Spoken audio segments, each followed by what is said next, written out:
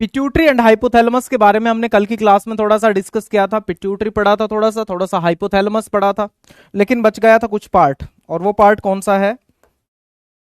उस पार्ट का नाम है पोस्टेरियर पार्ट ऑफ पिट्यूटरी, है ना। पोस्टेरियर पार्ट ऑफ पिट्यूटरी और इंटरमीडिएट पार्ट ऑफ पिट्यूटरी, इसके बारे में हमें डिस्कस करना है आज की क्लास में। पाइनियल ग्लैंड के बारे में बात करनी है, थायराइड कोशिश करेंगे, ये स्टार्ट करेंगे, ठीक है। ये वाले पार्ट आज की क्लास में हम कवर करेंगे। तो एक बार फिर से सभी को नमस्कार। चलो मैं यहां से स्टार्ट कर रहा हूं। मैं पोस्टेरियर पिट्यूटरी के बारे में डिस्कस करूंगा आज की क्लास में, है ना। ये स्टार्ट कर लेते हैं हम, पोस्टेरियर पिट्यूटरी।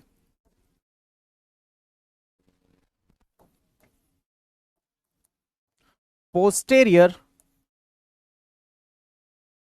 पिट्यूटरी, देखो अगर स्ट्रक्चर की बात करें पोस्टेरियर पिट्यूटरी के, तो ज्यादा कुछ डिफरेंस हमें यहां देखने को नहीं मिलता, लेकिन एक जो मेजर डिफरेंस की अगर मैं बात करूंगा यहां पे मैं एक मेजर डिफरेंस के बारे में बात करूंगा, तो वो मेजर डिफरेंस क्या रहने वाला है? देखो देखो जरा वो मेजर डिफरेंस क्या रहने वाला है। ये इस तरह से हमें कुछ ऑब्जर्व होता है, पोस्टेरियर पिट्यूटरी का पार्ट ऐसे, ओके। और जो बिल्कुल मिडल में है, इसको मैं कंसिडर कर रहा हूं कि ये इंटरमीडिएट पार्ट है। इंटरमीडिएट के बारे में हम लोग बात नहीं कर रहे हैं, हम लोग पोस्टेरियर पिट्यूटरी के बारे में बात कर रहे हैं। यहां से दो मैग्नोसेल्युलर न्यूरॉन्स जो है, वो इधर से इस हाइपोफाइजियल स्टाक के थ्रू होते हुए एंटर करते हैं यहां पे। क्या बताया मैंने? दो मैग्नोसेल्युलर न्यूरॉन, मैग्नोसेल्युलर एक, या फिर आप बोल सकते हो कि large sized neurons from hypothalamus and their body part is present inside the hypothalamus, but their nerve ending are present inside the posterior part of pituitary। ठीक है, ये हो गई नर्व एंडिंग, ये मैंने शो कर दी जस्ट ऐसे। तो दे आर टू मैग्नोसेल्युलर न्यूरॉन, ये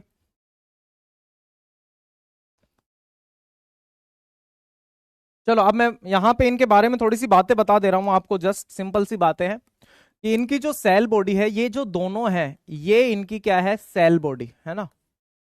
ये क्या है इनकी? इनकी है ये सेल बॉडी, जो कि हाइपोथैलेमस में प्रेजेंट है। और अगर नाम की बात करूं तो इनमें से एक क्या है? सुप्रा ऑप्टिक, और दूसरा क्या है? Paraventricular nerve.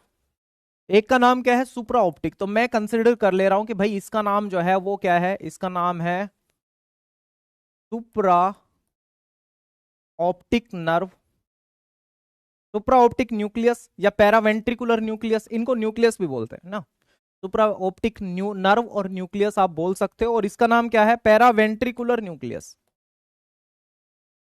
Para ventricular.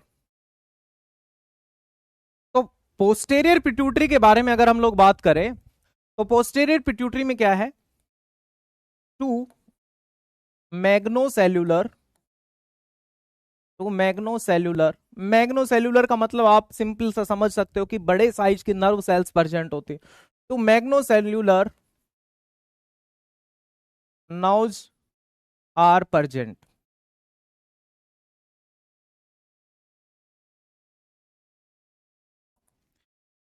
There cell body, their cell body present in the hypothalamus, इसी की बात कर रहा हूं। Their cell body present in the hypothalamus.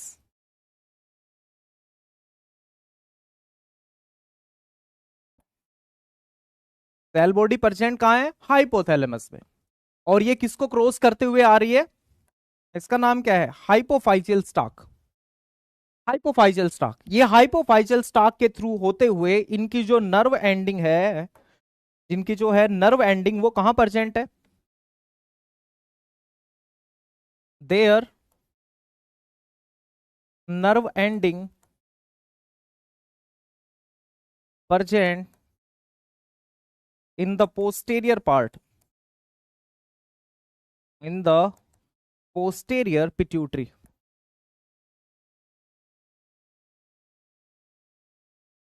ठीक है, इतनी बात हो गई। और ये जो दो मैग्नोसेल्युलर न्यूरॉन्स है, इनका नाम क्या है? सुप्रा ऑप्टिक नर्व, या आप न्यूक्लियस बोल सकते हो। मैंने ये लिख दिया सुप्रा ऑप्टिक नर्व। आप क्या बोल सकते हो? सुप्रा ऑप्टिक न्यूक्लियस भी इसको कह सकते हो, सुप्रा optic nucleus and paraventricular nerve. चलो मैं यहां से इनके बारे में डिस्कस करने जा रहा हूं अभी, कि भाई हमारे पास दो है। एक का नाम क्या है? सुप्रा optic nerve.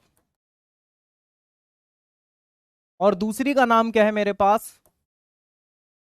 Paraventricular, paraventricular nerve. ये दो नाम है। अब यहां से कौन किस चीज का सिक्रीशन करता है?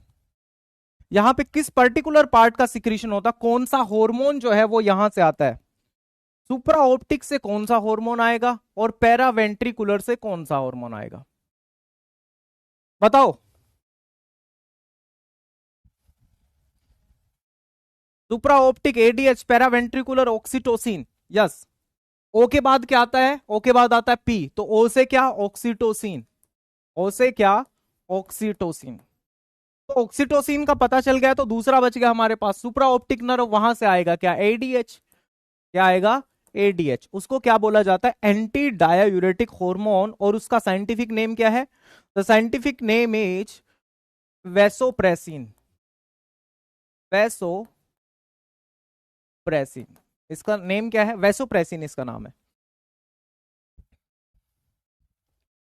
ठीक है, this is vasopressin and this one is oxytocin. तो यहां से ऑक्सीटोसिन आएगा और एक से क्या आएगा? वैसोप्रेसिन आएगा। तो एक एक के बारे में हम लोगों को बात करनी पड़ेगी कि जो एंटी डायूरेटिक हार्मोन है, जिसको हमने क्या बोला? जिसको हमने बोला वैसोप्रेसिन, इसका फंक्शन क्या है? वैसोप्रेसिन। और वैसोप्रेसिन को कहा जाता है क्या? एडीएच। एडीएच। और एडीएच का मतलब क्या है? Anti diuretic hormone. Anti diuretic hormone, ये हो गया इसका नाम, एंटी डायूरेटिक हार्मोन। अब आप मुझे ये बताओ कि डायायूरेटिक्स क्या होता है? आपका काम क्या है? मुझे ये बताना है आपका काम, कि भाई जो मैंने ये एक टर्म यूज करी है डायायूरेटिक्स या डायायूरेटिक, ये एक्चुअल में होता क्या है? What are the diuretics? बताओ जल्दी से। आधी मिनट का समय है, जल्दी से बताओ, व्हाट आर द डायूरेटिक्स?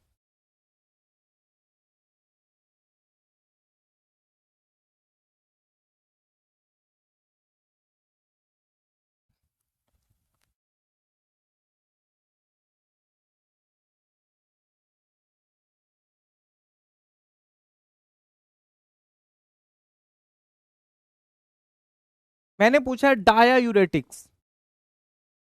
मैंने आपसे डायायूरेटिक्स के बारे में पूछा है कि diuretic, yes yes yes yes, Vaishali Chakraborty. Diuretics वो सब्सटेंस होते हैं विच कॉज मिक्टूरेशन। वो substance, the substance is which cause micturition. The substance is which cause urination और मिक्टूरेशन। विच कॉज यूरिनेशन, जिनकी वजह से हमें बार बार यूरिनेशन होता है, उन सभी चीजों को क्या बोलते हैं? डायायूरेटिक्स। उन सभी चीजों को क्या बोलते हैं हम लोग? डायायूरेटिक्स बोलते हैं। अब आप मुझे इसके कुछ एग्जांपल बताओ कि एक्चुअल में डायूरेटिक्स कौन कौन सी चीजें डायूरेटिक्स होती है जिसकी वजह से बार बार यूरिनेशन होता है? एग्जाम्पल भी बताओ। देखो, डायूरेटिक्स वो चीज है जिसकी वजह से बार बार यूरिनेशन आता है। यूरिनेशन कब आएगा? जब वाटर जो है किडनी के थ्रू बहुत ज्यादा रीएब्जॉर्ब नहीं होगा, तभी होगा यूरिनेशन। तभी क्या होगा? यूरिनेशन होगा। और एंटी डायूरेटिक क्या हो गया? एंटी डायूरेटिक ऐसे सब्सटेंस जो यूरिनेशन को इनिबिट करेंगे। Yes, caffeine. कॉफी नहीं, कॉफी नहीं, कॉफी नहीं, कॉफी नहीं।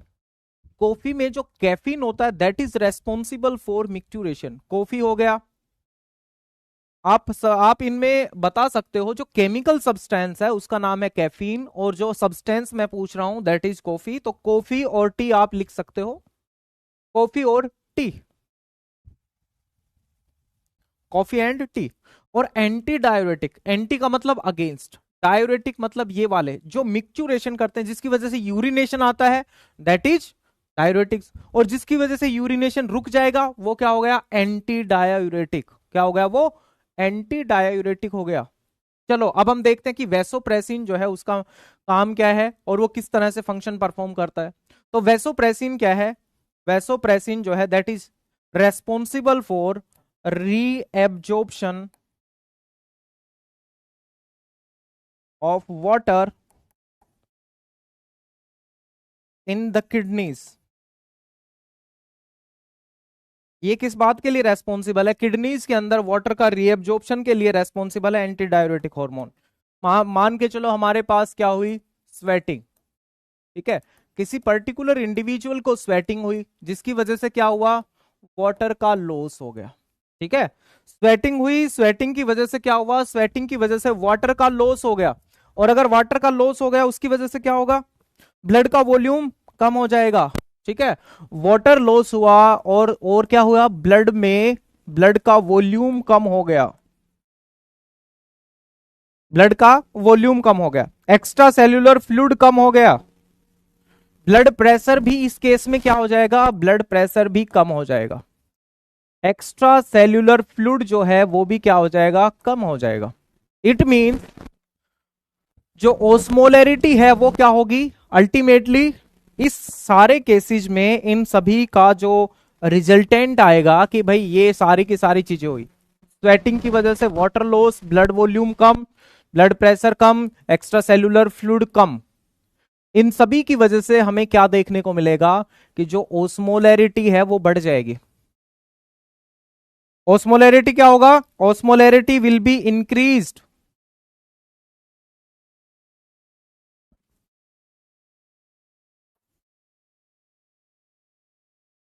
ओस्मोलैरिटी इंक्रीज होगी कि डिक्रीज होगी, पहले तो मुझे ये बताओ, ओस्मोलैरिटी इंक्रीज होगी या फिर डिक्रीज होगी, ब्लड सॉल्ट इंक्रीज भी होगा, हाँ ब्लड सॉल्ट इंक्रीज होगा। ब्लड में जो सोल्यूट्स होंगे ना, सोल्यूट्स, हम सोल्ट की बजाय सोल्यूट वर्ड यूज करेंगे, है ना, सोल्ट की बजाय हमें वर्ड यूज करना पड़ेगा सोल्यूट। ओस्मोलैरिटी इंक्रीज और decrease, ओस्मोलैरिटी increase.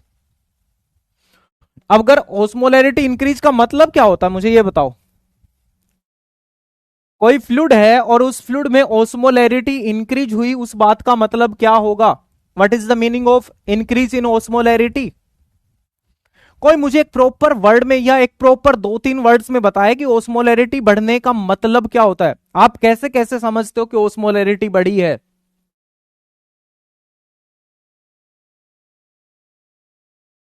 Yes, yes yes yes, किसने बताया है, प्रज्ञान शर्मा, प्रज्ञान शर्मा ने बताया।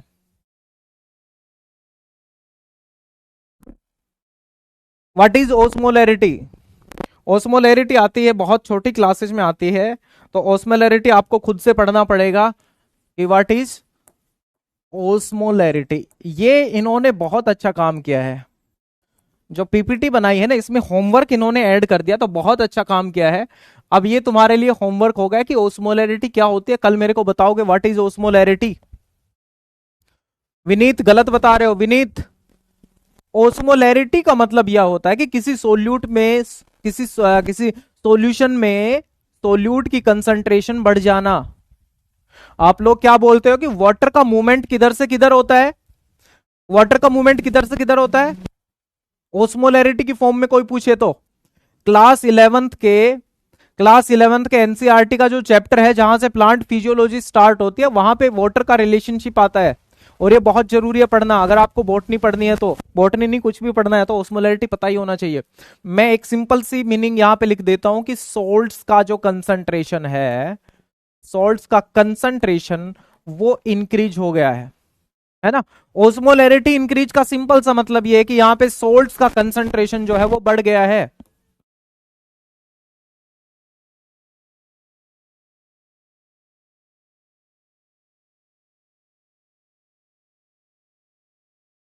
Solute concentration, high concentration to low concentration, किसकी,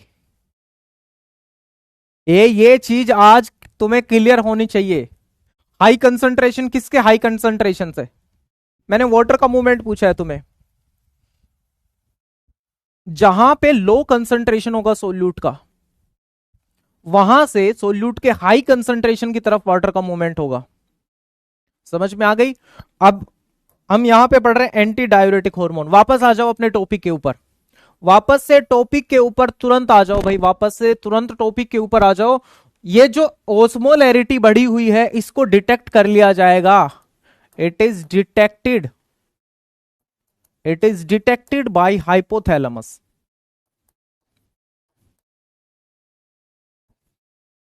it is detected by hypothalamus, और हाइपोथैलेमस से सिग्नल जाएगा। हाइपोथैलेमस से क्या जाएगा? हाइपोथैलेमस से सिग्नल जाएगा किसके पास? मुझे बताओ किसके पास सिग्नल जाएगा?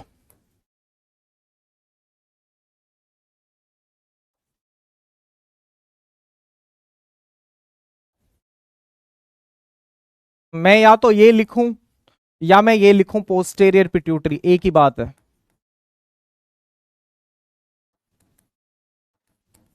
ये एक ही बात है, चाहे मैं पोस्टेरियर पिट्यूटरी लिखूं कि भाई ये सिग्नल जो है वो पोस्टेरियर पिट्यूटरी के पास गया, हाइपोथैलेमस ने डिटेक्ट कर लिया है कि ओस्मोलैरिटी बढ़ गई है, सिग्नल गया पिट्यूटरी, या फिर सुप्रा ऑप्टिक नर्व, सुप्रा ऑप्टिक नर्व रिलीज क्या कर देगा? एडीएच।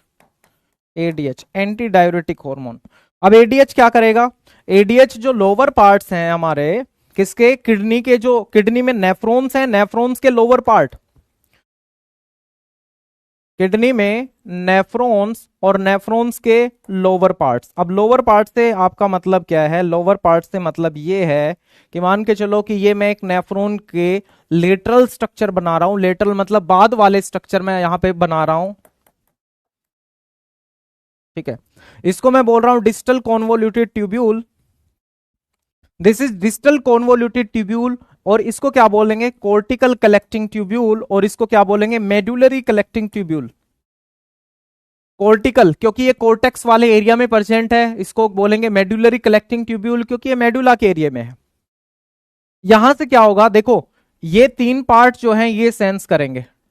डिस्टल कॉन्वोल्यूटेड ट्यूब्यूल का जो डिस्टल पार्ट है या लास्ट पार्ट है, मैं यहां पे लिखूं कि इसका लास्ट पार्ट, या फिर कलेक्टिंग ट्यूब्यूल के पार्ट्स, चाहे वो कोर्टिकल कलेक्टिंग ट्यूब्यूल हो चाहे फिर वो मेडुलरी कलेक्टिंग ट्यूब्यूल हो, यहां पे एडीएच क्या करेगा? एडीएच जो है उसकी वजह से ये वाटर का रीएब्जॉर्प्शन होना शुरू हो जाएगा। ये वाटर आ रहा था, ये वाटर जो है वो रीएब्जॉर्ब होना स्टार्ट हो जाएगा। वाटर का क्या हुआ? वाटर का हुआ रीएब्जॉर्प्शन। और वाटर का रीएब्जॉर्प्शन जिस चैनल के थ्रू हुआ है उस चैनल का नाम क्या होता है? एक्वापोरिन 2। ये जो चैनल जिसके थ्रू वाटर का रीएब्जॉर्प्शन हुआ है उसका नाम क्या है? AQP2। और मैं इसको लिख देता हूं एक्वापोरिन 2। इसके थ्रू वाटर का रीएब्जॉर्प्शन हो जाता है। यहां पर किसी को कुछ doubt?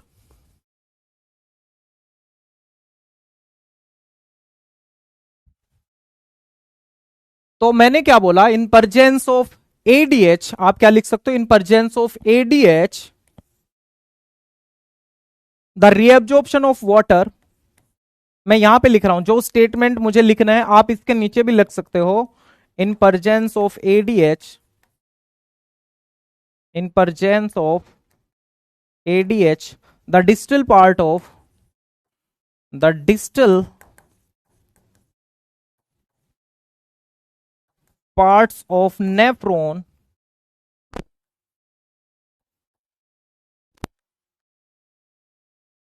starts reabsorbing, start reabsorbing water through aquaporin 2।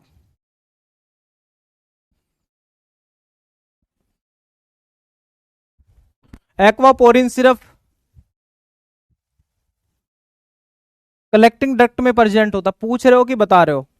Aquaporin 2, aquaporin 2 का एक्सप्रेशन आता है, प्रेजेंट होना अब्सेंट होना वो अलग मैटर होता है। इनके पास रिसेप्टर्स प्रेजेंट होते हैं, जो कॉर्टिकल कलेक्टिंग ट्यूब्यूल है और मेडुलरी कलेक्टिंग ट्यूब्यूल है और लास्ट पार्ट है डीसीटी का, इसके पास रिसेप्टर्स प्रेजेंट होते हैं। डीसी इसके एडीएच के, एडीएच के रिसेप्टर केवल इन 3 एरिया में होते हैं। इसी वजह से यहीं से ही रीअब्जॉर्प्शन होता है वाटर का थ्रू एक्वापोरिन 2।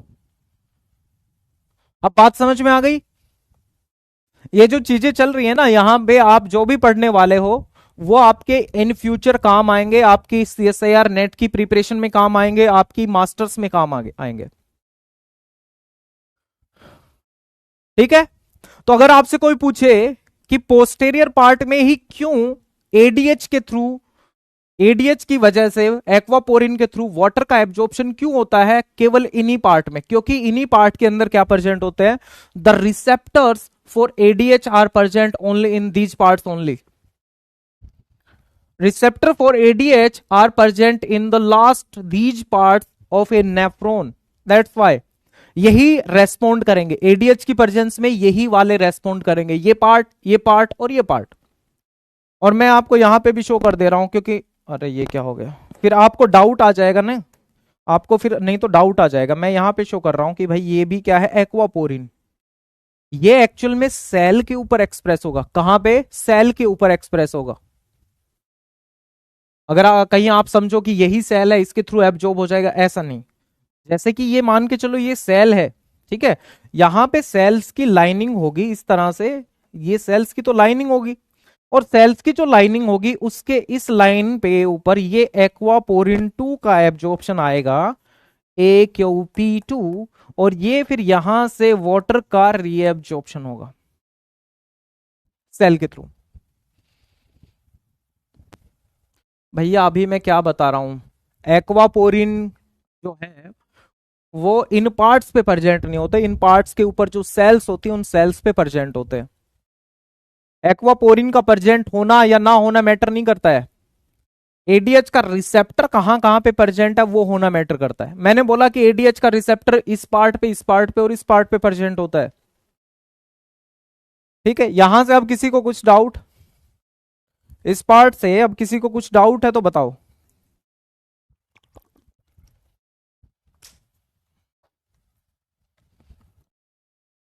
ऑक्सीटोसिन के बारे में बात करूंगा अब मैं।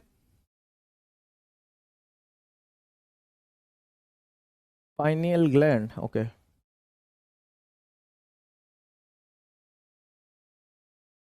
Is there any doubt?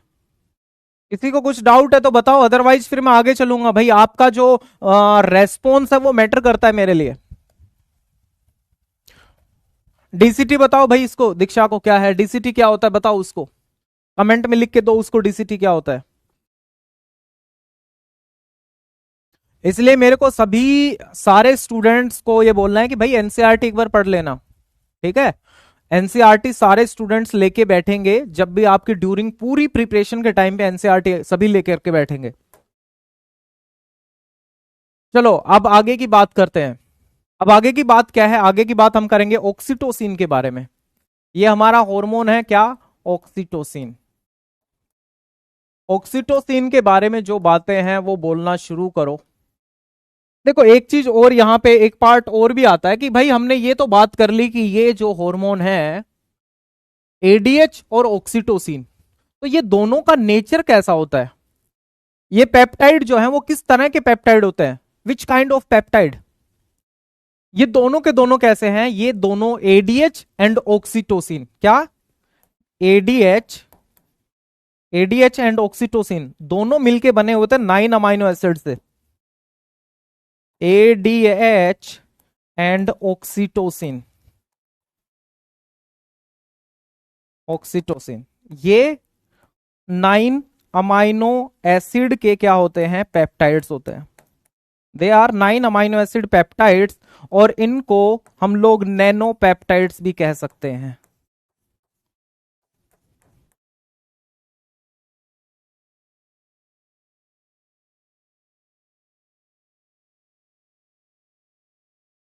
रहने दो, नैनो पेप्टाइड रहने दो, आप लोग जैसे नैनो टेक्नोलॉजी होती है ना वैसा वैसा कुछ समझने लगोगे, तो इसलिए रहने दो। 9 अमाइनो एसिड्स, ठीक है, 9 अमाइनो एसिड से मिलके बने होते हैं। चलो ऑक्सीटोसिन के बारे में बात करते हैं। तो ऑक्सीटोसिन भी 9 अमाइनो एसिड का एक पेप्टाइड है, ऑब्वियस सी बात है, 9 अमाइनो एसिड का पेप्टाइड। इसका मेजर फंक्शन क्या होता है? तो इनका जो फंक्शन की अगर मैं बात करूं, इसके जो मैं फंक्शंस लिखने जा रहा हूं, इसके दो मेजर फंक्शंस होते हैं। पहला फंक्शन ये है कि ये मिल्क का इजेक्शन करवाता है। इजेक्शन ऑफ मिल्क कहां से करवाएगा? From lobules. जो लोब्यूल्स होंगे वहां से मिल्क का इजेक्शन करवाता है ये। दूसरी बात, it causes uterine smooth muscle contraction. Uterus में स्मूथ मसल्स का कॉन्ट्रैक्शन करवाता है। That's why helps in child birth. That's Y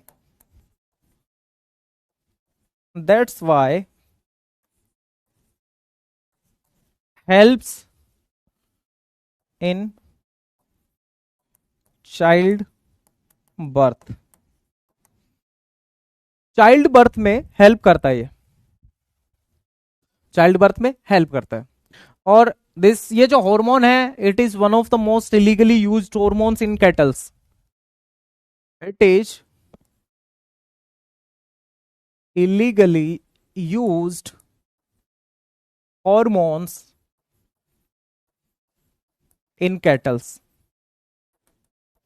kettles में इस हार्मोन को इलीगली यूज्ड किया जाता है। ये हार्मोन्स पहले के टाइम पे, काफी टाइम पहले गांव में, अब ये जनरल स्टोर तक पे ये हार्मोन्स मिलता था। जो दुकानें हैं उन दुकानों पे भी ये हार्मोन्स मिलता था। ये जो हार्मोन है 1-1 रुपए का, 50-50 पैसे का मिलता था। इसको अपने कैटल्स में लगा के वो वहां से जो है वो क्या करते थे, दूध निकालते थे, क्योंकि ये मिल्क का इजेक्शन करवाता है। That's Y. तो मोस्ट इलीगली यूज्ड हार्मोन्स जो है वो कैटल्स के अंदर ये पाया जाता है। देखो काफी बार क्या होता है, काफी बार जो है मिल्क के अंदर भी ऑक्सीटोसिन आ जाता है। अगर बार बार किसी आप कैटल को ये हार्मोन का यूज कर रहे हो, ऑक्सीटोसिन का, तो चांसेस हैं कि मिल्क के अंदर भी ये हार्मोन प्रेजेंट हो। चांसेस है, ठीक है, चांसेस है। आजकल तो बंद हो गया, लेकिन चांसेस है। तो अगर ये हार्मोन मिल्क के अंदर प्रेजेंट होगा तो क्या होगा? If oxytocin present in the milk, milk के अंदर ऑक्सीटोसिन प्रेजेंट है, और इस मिल्क का हम लोग क्या कर रहे हैं, कंजप्शन कर ले हैं, हम लोग उस मिल्क को कंज्यूम कर ले रहे हैं, तो इसका इफेक्ट क्या क्या हो सकता है? एक तो मेल्स के ऊपर क्या इफेक्ट होगा इसका, मेल्स के ऊपर क्या इफेक्ट हो सकता है, और फीमेल्स के ऊपर ऑक्सीटोसिन का क्या इफेक्ट हो सकता है? Also act on stress relief, love hormone oxytocin. अच्छा बताओ भाई, कैटल क्या होता है? मेल्स के अंदर इस हार्मोन का कोई इफेक्ट देखने को नहीं मिलता, नो इफेक्ट। लेकिन फीमेल्स में इस हार्मोन का इफेक्ट है। फीमेल्स में क्या इफेक्ट है कि जो फीमेल्स के अंदर pre mature development of secondary sexual character, females के जो सेकेंडरी सेक्सुअल कैरेक्टर है वो जल्दी डेवलप हो जाएंगे। Pre mature development of secondary sexual character. दूसरा दूसरा और क्या है? दूसरा एक ये है कि भाई pre mature develop secondary sexual character, एक तो जल्दी डेवलप हो जाएंगे, और अर्ली मेंस्ट्रुअल साइकिल जो है वो फीमेल्स में देखने को मिलेगी।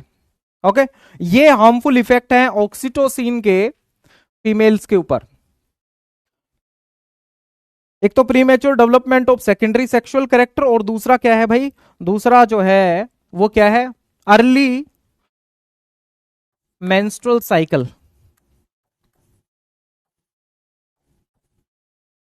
अब ये मत पूछने लग जाना ये M.C क्या है।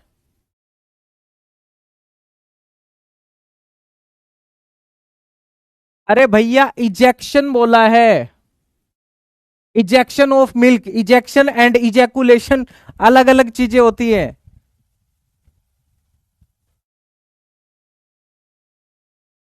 ये इजेक्शन है, दूध निकालने में हेल्प करता है, ये इजैकुलेशन नहीं है। इजैकुलेशन होता है release of semen, semen release होना, दैट इज इजैकुलेशन। मेरा अगर बस चलता तो तुम्हें वापस ट्रेनिंग सेंटर में भेज देता मैं, क्लास 11th के एनसीईआरटी पकड़ा के। ठीक है, इतना ये। यहां पे किसी को कुछ डाउट है, किसी को कुछ पूछना ऑक्सीटोसिन के बारे में? देखो मिल्क का प्रोडक्शन कौन करवाता है? मिल्क का प्रोडक्शन करवाएगा प्रोलैक्टिन, प्रोडक्शन करवाएगा प्रोलैक्टिन। और उस मिल्क को रिलीज कौन करवाएगा? उस मिल्क को रिलीज करवाने का काम है ऑक्सीटोसिन का। अगर देखो फीमेल्स के अंदर ऑक्सीटोसिन कब कब रिलीज हो सकता है? अगर उस, सॉरी चिल्ड्रन, फीमेल के अंदर ऑक्सीटोसिन कब कब रिलीज हो सकता है? मान के चलो उस फीमेल ने अपने बेबी को देखा, रिलीज हो जाएगा। बेबी की क्राई की आवाज सुनी, रिलीज हो जाएगा ऑक्सीटोसिन। ठीक है। अब जब वो ब्रेस्ट फीडिंग करवाती है अपने बेबी को, उस टाइम भी ऑक्सीटोसिन रिलीज होता है। जब वो ब्रेस्ट फीडिंग करवाना स्टार्ट करती है तब भी फीमेल्स में ऑक्सीटोसिन रिलीज होता है, अपने आप रिलीज होता है। वो हाइपोथैलेमस का कनेक्शन होता है उसके साथ, वो हाइपोथैलेमस का कनेक्शन होता है। भाई मेरे को नहीं पता इसको लव हार्मोन बोलते हैं कि नहीं बोलते हैं। I don't know whether it is called as love hormone और नॉट। ये मम्मी और उसके चाइल्ड के लिए लव हार्मोन हो सकता है, मेल्स के अंदर तो कैसे लव हार्मोन होगा?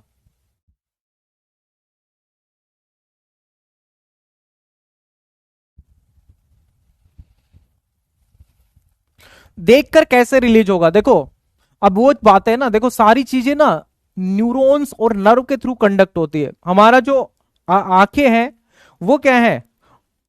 वो रिसेप्टिव ऑर्गन्स हैं, वो कुछ इंफॉर्मेशन रिसीव करेंगी, इंफॉर्मेशन रिसीव करके ब्रेन तक भेजेंगी, ब्रेन से वो इंफॉर्मेशन हाइपोथैलेमस तक जाएगी, और हाइपोथैलेमस से वो इंफॉर्मेशन फिर कहां पे जाएगी? सुप्रा ऑप्टिक नर्व पे जाएगी। इसलिए तो ये था ऑक्सीटोसिन के बारे में। अब आते हैं पाइनियल ग्लैंड।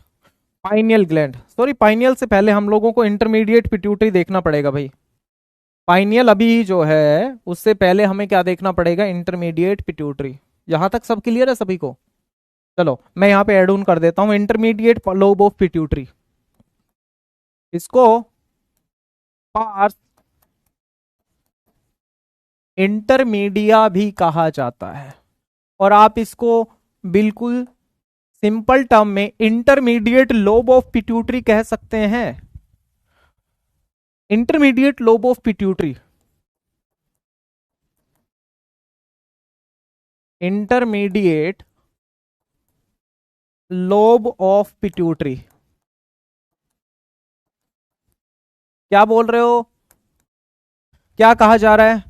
लव, देखो लव हार्मोन के बारे में मेरे को इंफॉर्मेशन नहीं है कि ऑक्सीटोसिन को लव हार्मोन ही कहा जाता है, आई डोंट नो। और अगर ऐसा होगा तो मैं देख के आप लोगों को बता दूंगा कि इसको लव हार्मोन क्यों कहते हैं। मुझे कोई आइडिया नहीं है इस बात का। मुझे बॉडी के अंदर क्या फिजियोलॉजिकल फंक्शंस है इस बात का पता है ऑक्सीटोसिन का। तो ये इंटरमीडिएट लोब ऑफ पिट्यूटरी होता है, पार्स इंटरमीडिया। ये जो है ये रूडिमेंट्री फॉर्म के अंदर प्रेजेंट होता है एडल्ट ह्यूमंस के अंदर। It is rudimentary, it is rudimentary in adult humans, adult humans. देखो एडल्ट ह्यूमंस के अंदर ये रूडिमेंट्री फॉर्म में प्रेजेंट होता है, लेकिन बाकी के एनिमल्स, अदर एनिमल्स के अंदर ये वेरी वेल डेवलप्ड होता है, very well developed, very well developed in other animals, other animals like amphibians, like reptiles, like amphibians, like reptiles, like birds। या यूजुअली हम एम्फीबियंस रेप्टाइल्स के बारे में बात करते हैं। ठीक है, एम्फीबियंस रेप्टाइल्स और बर्ड्स के अंदर ये वेरी वेल डेवलप्ड होता है, लेकिन ह्यूमंस में रूडिमेंट्री ये प्रेजेंट होता है।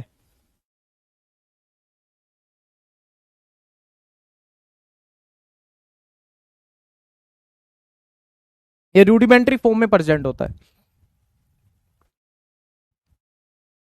ना।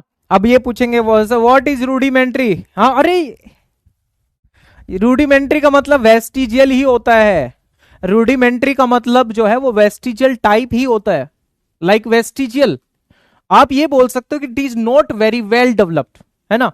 वेरी, बहुत अच्छे से ये प्रेजेंट नहीं होता। रूडिमेंट्री का एग्जैक्ट मीन्स वेस्टिजियल ही होता है। देखो इसका फंक्शन क्या है, पार्स इंटरमीडिया या इंटरमीडिएट लोब ऑफ पिट्यूटरी से हमें क्या देखने को मिलता है, यहां से रिलीज होता है हमारे पास मिलेनोसाइट स्टिमुलेटिंग हार्मोन। जो इंटरमीडिएट पिट्यूटरी है, यहां से क्या रिलीज होता है, इंटरमीडिएट पिट्यूटरी से रिलीज होता है मिलेनोसाइट स्टिमुलेटिंग हार्मोन। यहां से क्या आएगा भाई, यहां से आएगा मिलेनोसाइट स्टिमुलेटिंग हार्मोन। इसको क्या कहा जाता है, एमएसएच भी कहते हैं, इसको हम एमएसएच भी कहते हैं, melanocyte stimulating hormone.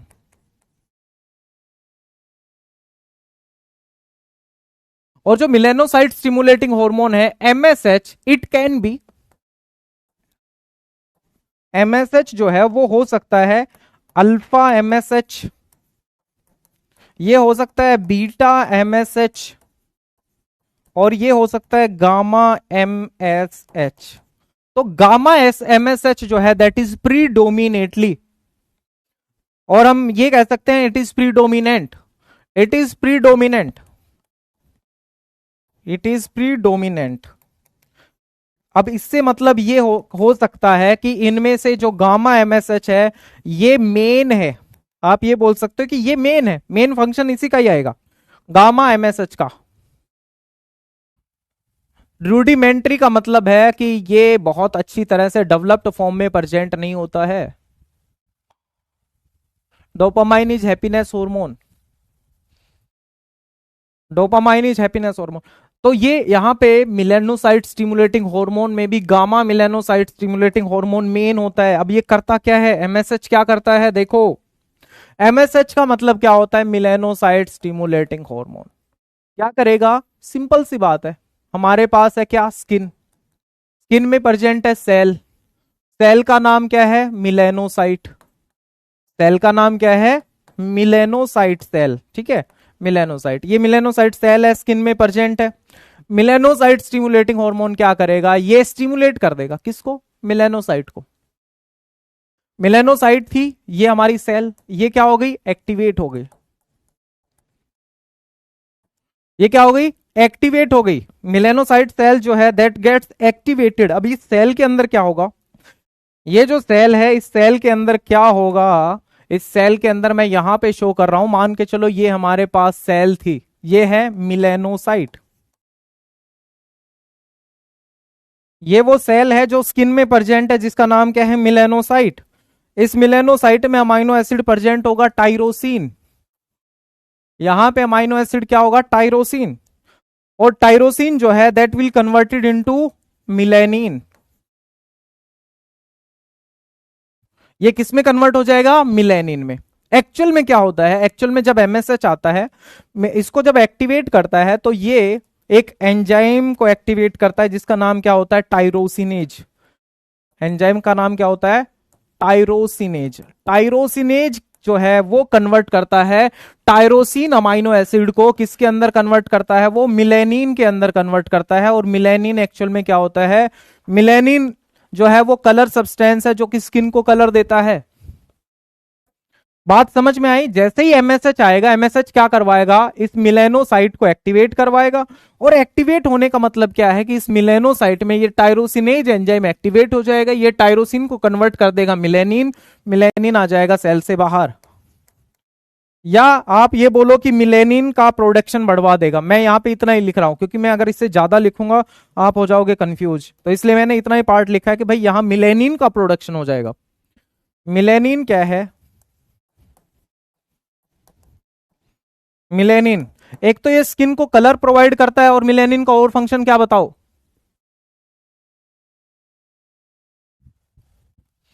MSH skin के बाहर से आता है। अरे यार,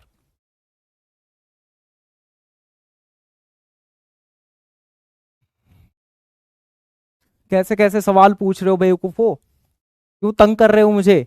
मिलेनोसाइट स्टिमुलेटिंग हार्मोन ब्लड के थ्रू आ रहा है, मैंने यहां दिखा दिया तो क्या हो गया।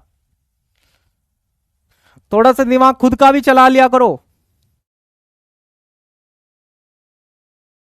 प्रज्ञान शर्मा, वो मिलेटोनिन है, नोट मिलेनिन। वो मिलेटोनिन है, नोट मिलेनिन। मिलेटोनिन और यस, ये किसने लिखा है? प्रतीक्षा, प्रतीक्षा ने लिखा है। इट प्रोटेक्ट अस, और it protect the skin from harmful ultraviolet rays. Melatonin, ये मिलेनिन क्या करवाएगा? मिलेनिन जो है, it will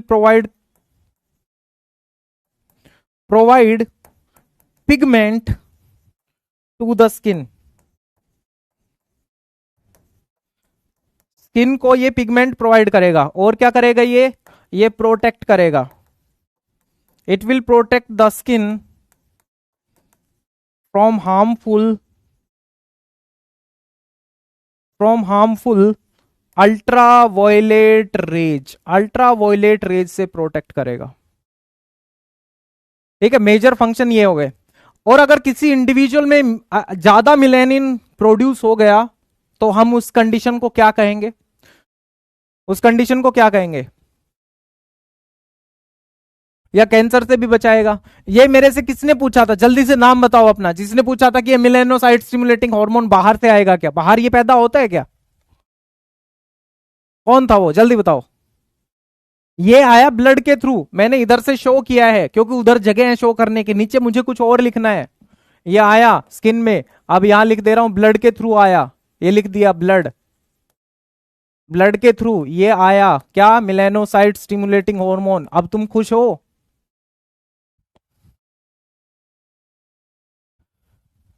helps in metachrosis. ऐसी ऐसी चीजें मत लिखा करो, ये कमेंट में पूछने लग जाएंगे तुमसे कि ये क्या होता है, फिर बताना पड़ेगा सबको। देखो, अगर एक्सेस ऑफ मिलेनिन का एक्सेस में प्रोडक्शन हो जाए तो क्या होगा? एक्सेस ऑफ मिलेनिन,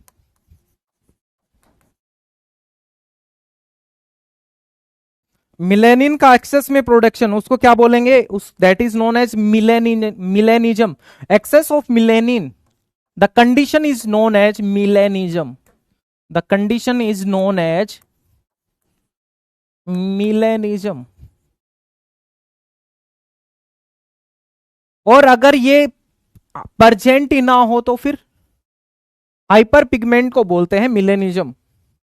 और अगर मिलेनिन अब्सेंट हो तो, अगर जो पिगमेंट है जो स्किन को कलर देता है, पिगमेंट जिसका नाम क्या है? मिलेनिन, अगर वो अब्सेंट हो उस कंडीशन को क्या बोलेंगे? उस कंडीशन को क्या बोलेंगे? जल्दी जल्दी जल्दी, तुरंत तुरंत बताओ भाई, तुरंत। समय का बहुत अभाव है, बहुत ज्यादा अभाव है। कल भी तुम लोगों ने मजे ले लिए थे मेरे, पूरा आधा घंटा पौने एक घंटा मेरा तुम लोगों ने लगा दिया था। आज ऐसा कुछ नहीं होगा, जल्दी जल्दी से बताओ। हाँ, अब ठीक है।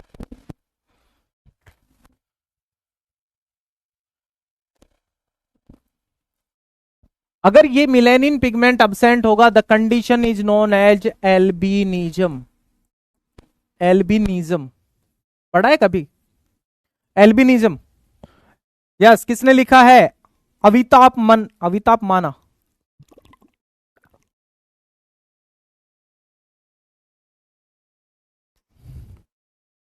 Colour changing process in amphibians and reptiles का मेटाक्रोसिस। अंकित, ओके। तो अगर वो अब्सेंट होगा तो उसको क्या बोलेंगे? एल्बिनिज्म। ओके, क्या होंगे? एल्बिनिज्म। और एल्बिनिज्म के केस में क्या होगा? जो जीन होगा, किस बात के लिए? जीन फोर टायरोसिनेज, टायरोसिनेज का जो जीन होगा, the genes for tyrosinase is present in homozygous condition, homozygous condition।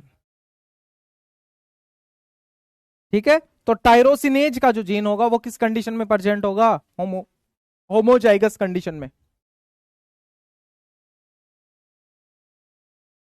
ठीक है, तो एल्बिनिज्म ये फिनोमिना है, और उस पर्सन को क्या बोलेंगे? एल्बिनो। उस पर्सन को क्या बोलेंगे? एल्बिनो। तो ये जो एल्बिनो पर्सन होगा जिसमें पिगमेंट जो है वो अब्सेंट होगा, उसको क्या बोलेंगे हम लोग? एल्बिनो। तो एल्बिनो के अंदर ये जो जीन होगा टायरोसिनेज के लिए, that is present in homozygous recessive condition. देखो, vitiligo is different condition and albino is different condition. Vitiligo में कुछ पर्टिकुलर एरिया पे पैचेज होते हैं व्हाइट, दैट इज क्योरेबल। तो ये सारी की सारी बातें थी। अब आप मुझे ये बताओ कि इंटरमीडिएट पार्ट ऑफ पिट्यूटरी और बाकी के पार्ट में से किसी को कुछ डाउट है तुरंत जल्दी से पूछो। उसके बाद मैं पाइनियल ग्लैंड के बारे में डिस्कस करूंगा। पाइनियल ग्लैंड,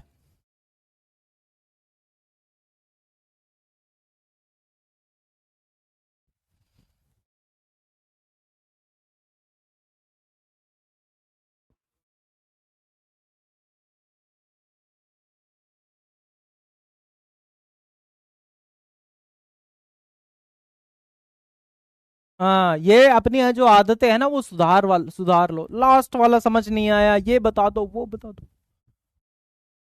नहीं समझा लास्ट वाला? नहीं समझा लास्ट वाला? क्या नहीं समझा? व्हाट इज लास्ट वाला? लास्ट वाला तो ये भी है, लास्ट वाला ये भी है। विच इज लास्ट वाला?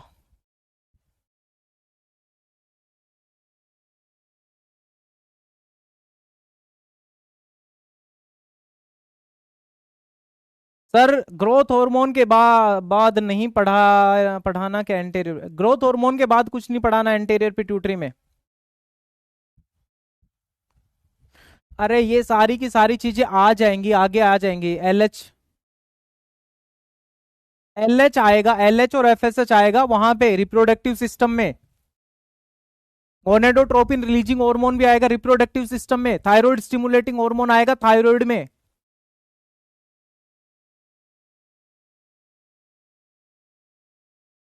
जीन फॉर टायरोसिनेज तो आपको पता होना आपको अगर ये होमोजाइगस के बारे में नहीं पता है, होमोजाइगस के बारे में नहीं पता है, आपको जीन्स के बारे में नहीं पता है, मैंने यहाँ पे बता दिया कि टायरोसिनेज अगर एक्टिव फॉर्म में होगा तो वो टायरोसिन को मिलेनिन में कन्वर्ट कर देगा। लेकिन अगर ये होमोजाइगस रिसेसिव कंडीशन में होगा तो अपना एक्सप्रेशन नहीं दे पाएगा। अगर वो होमोजाइगस रिसेसिव कंडीशन में होगा तो अपना एक्सप्रेशन नहीं दे पाएगा। मैंने तुम लोगों को लास्ट क्लास में भी बोला था पेशेंस रखो, पेशेंस रखा करो। चीजें जिस दिन ये टॉपिक कंप्लीट हो, ये चैप्टर कंप्लीट हो, उस दिन बताना कौन सा बचा है कौन सा नहीं बचा। उससे पहले कमेंट कमेंट मत करो, गरिया दिए जाओगे नहीं तो। चलो अब आगे। Pineal gland. पाइनियल ग्लैंड के सब बारे में सबसे पहले हमें लोकेशन पता होना चाहिए कि इसकी लोकेशन क्या होती है। एक छोटा सा ग्लैंड होता है, बिल्कुल छोटा सा ग्लैंड,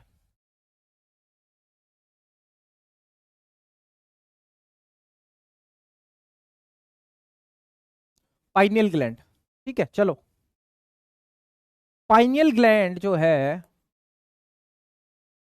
पाइनियल ग्लैंड ये बिल्कुल ब्रेन के सेंटर में प्रेजेंट होता है, एपीथैलेमस रीजन में। ओके, कहां प्रेजेंट होता है? एपीथैलेमस रीजन में, इन एपीथैलेमस, है ना? इस रीजन में प्रेजेंट होता है ये पाइनियल ग्लैंड। और इसका जो सिक्रीशन है कि भाई ये कौन सा पर्टिकुलर हार्मोन का सिक्रीशन करता है, उस हार्मोन का नाम क्या है? उस हार्मोन का नाम है मिलेटोनिन। क्या नाम है उस हार्मोन का? मिलेटोनिन। ठीक है, क्या है उसका? Melatonin. Dorsal side of fore brain, epithalamus. Yes, ये जो है पाइनियल ग्लैंड एपीथैलेमस में प्रेजेंट होता है, या आप बोलो in the centre of brain. खत्म। In the centre of brain,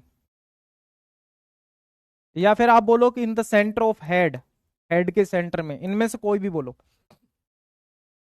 क्या करता है? मिलेटोनिन का प्रोडक्शन करता है। मिलेटोनिन के बारे में मैं आगे की जानकारी प्रोवाइड करूंगा, लेकिन उससे पहले हम इसका मैकेनिज्म ऑफ एक्शन जो है वो देख लेते हैं कि भाई ये मिलेटोनिन का मैकेनिज्म ऑफ एक्शन एक्चुअल में किस तरह से रहने वाला है। किस तरह से मिलेटोनिन जो है वो अपना फंक्शन परफॉर्म करता है, या फिर कैसे यहाँ पे चीजें कंट्रोल होती है, उसके बारे में आओ।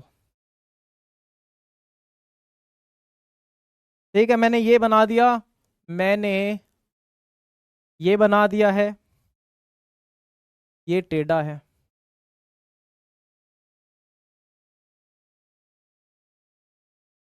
ये मैं थोड़ा सा कोशिश कर रहा हूं आई आई का स्ट्रक्चर जैसा बनाने की, है ना, आई का स्ट्रक्चर जैसा बनाने की मैं कोशिश कर रहा हूं। चलो ये थोड़ा सा कामयाब हो गया है स्ट्रक्चर हमारा। हम्म, ये हो गया। तो देखो यहाँ पे जो रेटिना वाला पार्ट है, यहाँ पे गैंग्लियोनिक सेल्स प्रेजेंट होते हैं। किसी ने अगर रेटिना अच्छे से पढ़ा होगा तो गैंग्लियोनिक सेल्स प्रेजेंट होती हैं। यहाँ से नर्व जो है, ऑप्टिक नर्व जो है वो यहाँ से जाती है। ओके, ऑप्टिक नर्व यहाँ से जाती है, और यहाँ पे मैं जो शो कर रहा हूं, मैं पूरा प्रॉपर तरीके से कुछ सेल्स का इस तरह से शो करूंगा कि यहाँ पे इस पर्टिकुलर रीजन में, जो कि रेटिना का रीजन है, वहां पे प्रेजेंट होता है क्या, ganglionic pigmented sales. Ganglionic pigmented sales, ये सेल्स प्रेजेंट होती है। उसके बाद यहां से ऑप्टिक नर्व से मैं यहां ये शो कर रहा हूं कि ये जो पर्टिकुलर स्ट्रक्चर है, इस स्ट्रक्चर को क्या कहा जाता है, ये पर्टिकुलर स्ट्रक्चर जो है इसको कहा जाता है एससीएन। क्या, एससीएन। एससीएन का मतलब सुप्रा काइस्मेटिक न्यूक्लियस, सुप्रा काइस्मेटिक न्यूक्लियस ये कहा जाता है इस स्ट्रक्चर को, सुप्राकाइस्मेटिक न्यूक्लियस। तो इसके बारे में क्यों बात कर रहे हैं, यहां से इस लोकेशन पे मैं मान के चल रहा हूं ये ब्रेन का वो लोकेशन पे है, वो लोकेशन है जहां क्या प्रेजेंट है, पाइनियल ग्लैंड। ठीक है, ये क्या प्रेजेंट है, पाइनियल ग्लैंड प्रेजेंट है यहां पे। देखो स्टोरी क्या है, स्टोरी है कि मैं यहां पे शो कर रहा हूं डे टाइम। ठीक है, दिन का टाइम है, और ये क्या है, day time. Day time, day time में क्या है, लाइट, सनलाइट। यहां पे मेरे पास है सनलाइट, या तो मैं ये लिखूं, या लिखूं ब्राइट लाइट, ब्राइट लाइट, जो कि ब्राइट लाइट है, ब्लू कलर की लाइट या सनलाइट। ये सनलाइट आई यहां से, एंटर किया यहां पर, गैंग्लियोनिक पिगमेंटेड सेल्स क्या हुई, एक्टिव हुई। ठीक है, इसने क्या किया, इसने एक्टिवेट कर दिया किसको, गैंग्लियोनिक पिगमेंटेड सेल्स को। ये क्या हो गई यहां से, ये एक्टिव हो गई। जैसे ये एक्टिव हो गई तो यहां से सिग्नल जाएगा कहां पे, एससीएन को। एससीएन क्या हो गया, ये भी क्या हो गया, एक्टिवेट हो गया या एक्टिव हो गया। ये क्या हुआ, एक्टिवेट हो गया। जब सुप्राकाइस्मेटिक न्यूक्लियस, ये वाला जो पर्टिकुलर पार्ट है, ये नर्वस सिस्टम का ही पार्ट है, या आप मान के चलो ये बंडल ऑफ न्यूरॉन्स है। ये क्या करेगा, जब एससीएन एक्टिवेटेड फॉर्म में रहेगा, जब एससीएन एक्टिवेट रहेगा, ये है एससीएन, जब सुप्राकाइस्मेटिक न्यूक्लियस एक्टिवेट रहेगा तब ये क्या करता है, इसको पाइनियल ग्लैंड को इनिबिट करके रखता है। पाइनियल ग्लैंड को ये इनिबिट करता है, और इनिबिट करके रखता है। इस केस में हमें यहाँ पे एक पर्टिकुलर हार्मोन देखने को नहीं मिलता है, जिसका नाम क्या है, मिलेटोनिन। तो इस केस में हमें कोई मिलेटोनिन देखने को नहीं मिलता। जब दिन का टाइम है तो मिलेटोनिन देखने को नहीं मिलता। अगर दिन के टाइम में मिलेटोनिन आएगा तो क्या होगा, melatonin is a sleep inducing hormone. क्या है, ये एक स्लीप इंड्यूसिंग हार्मोन है। It is a sleep inducing hormone. ये बहुत पावरफुल एंटीऑक्सीडेंट है। It is a powerful anti oxidant. The concentration is, the concentration or the hormonal concentration decline with the age. Its concentration decline with the age. Concentration decline with age. Age के साथ साथ इसकी भी concentration decline हो जाती है, melatonin की, जो कि एक पावरफुल एंटीऑक्सीडेंट है। अब ये आता कहाँ से है, देखो हमने यहाँ पे इसके नेचर के बारे में नहीं बताया, और एक बात और बहुत इंपॉर्टेंट जो हमें बतानी है कि ये जो पाइनियल ग्लैंड है, pineal gland,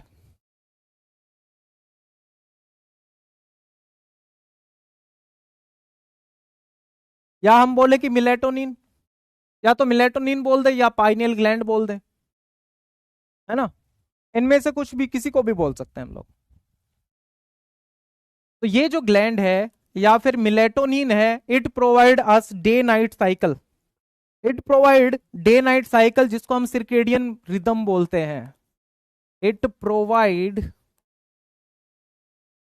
day night cycle और sleep wake cycle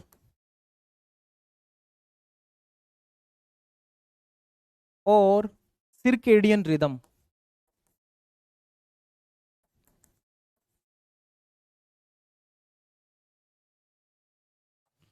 circadian rhythm, तो ये हमें सिर्केडियन रिदम प्रोवाइड करता है। ओके,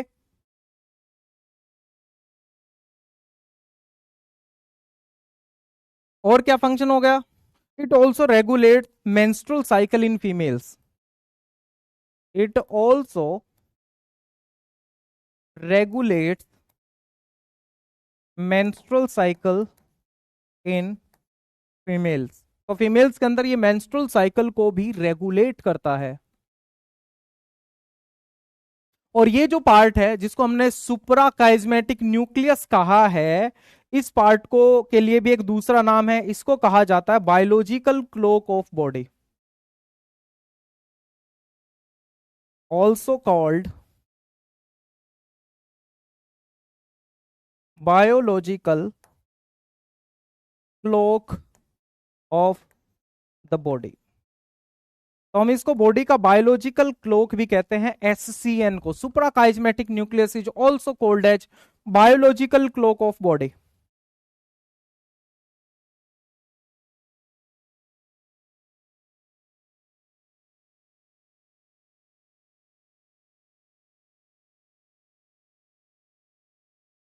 ठीक है भाई,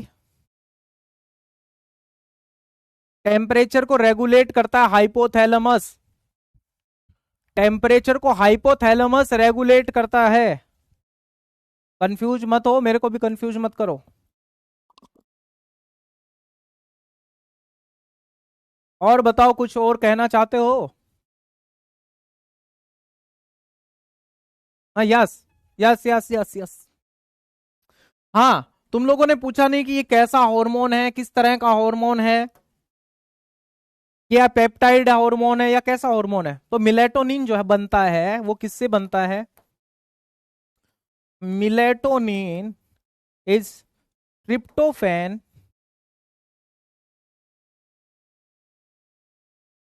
ट्रिप्टोफैन डेरिवेटिव, ट्रिप्टोफान मॉडिफाई होके मिलेटोनिन बनता है। ठीक है, ये किसने बताया था, ये किसी ने बताया था, मेंशन किया था किसी ने। तो ये ट्रिप्टोफैन डेरिवेटिव है। और जो मिलेनिन था वो किससे बनता है, वो टायरोसिन से बनता है, वो है टायरोसिन डेरिवेटिव हार्मोन। और ये क्या है, ये एक ट्रिप्टोफैन डेरिवेटिव हार्मोन है। This is a tryptophan derivative hormone. यहां तक इसके पार्ट में किसी को कुछ डाउट हो तो बताओ।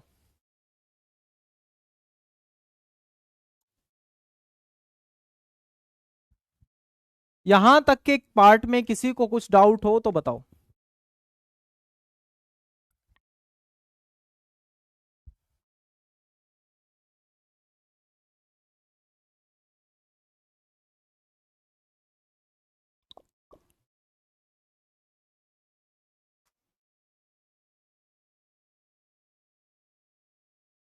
पानी की बाल्टी लेके बैठा करो, ठीक है, पीते रहा करो।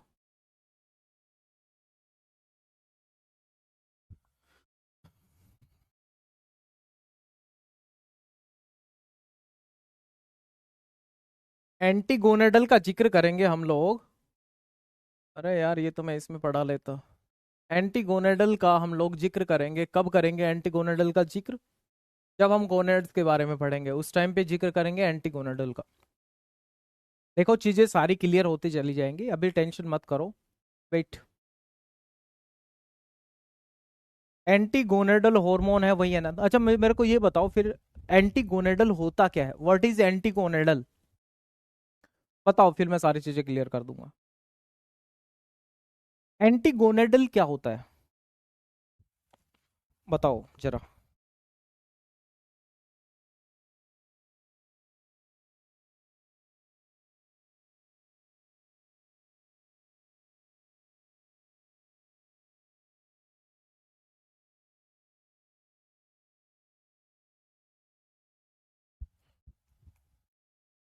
Diurnal, yes. हाँ बताओ, डायर्नल के बारे में क्या कहना चाहते हो? कहना चाहते हो कि बताना चाहते हो? बताओ, पहले पहले तुम चीजें अच्छे से लिख के बताया करो मुझे। तुम जो भी पूछना चाहते हो उसको बहुत बेहतरीन तरीके से लिखा करो।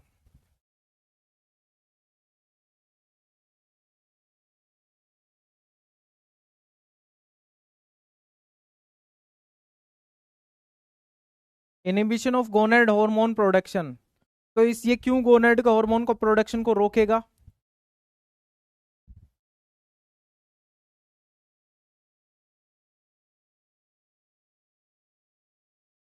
वो चीजें जब आएंगी तब उसके बारे में बात करेंगे। जब हम लोग गोनेड्स के बारे में पढ़ेंगे तब वहां पे चीजें आएंगी, तो वहां पे डिस्कस करेंगे। अभी जितनी इंफॉर्मेशन आपको दी जा रही है प्लीज उस पर थोड़ा सा फोकस करो, है ना? जो बेसिक इंफॉर्मेशन है जो हमें पता होना चाहिए पहले उस पर फोकस करो, बाद में हम लोग डिस्कस करेंगे। हाँ, तो अब मैं थायराइड के बारे में बात करने स्टार्ट करने जा रहा हूँ विद। ठीक है भैया, सजल, अच्छा सजल कुमारी है, okay. Delays puberty, okay. Inhibition of LH and FSH pituitary को नेगेटिव सिग्नल देता है क्या? ऐसा कुछ नहीं है। What is the syllabus for IIT? मेरे को क्या पता, तुम लोग आए हो तैयारी करने। सिलेबस भी मैं ही बताऊंगा तो एग्जाम भी मैं ही दे के आ जाऊंगा। कैसे कैसे बच्चे हो गए हैं इस जनरेशन के? क्या तुम लोगों को क्या हो गया है भाई? कैसी कैसी बातें करते हो तुम? कि सिलेबस क्या है? ये आपका दायित्व बनता है कि जब भी आप किसी एग्जाम की तैयारी करो सिलेबस पहले से निकाल के प्रिंट आउट बकायदा उसका देखो कि ये पार्ट सिलेबस में है, ये हमें करना चाहिए। ये आपका दायित्व बनता है। चलो, ये सारी चीजें पता नहीं मैं भी क्यों पढ़ने लग जाता हूँ उधर देख के कमेंट। मुझे लगता है फिर तुम लोग बुरा मान जाओगे कि ये सर कमेंट नहीं पढ़ते हैं, चलो इनका, इनके स्टार्स खराब, इनकी रेटिंग खराब कर देते हैं। चलो, ये हमारे कमेंट नहीं देखते हैं, चलो ऐसा करते हैं।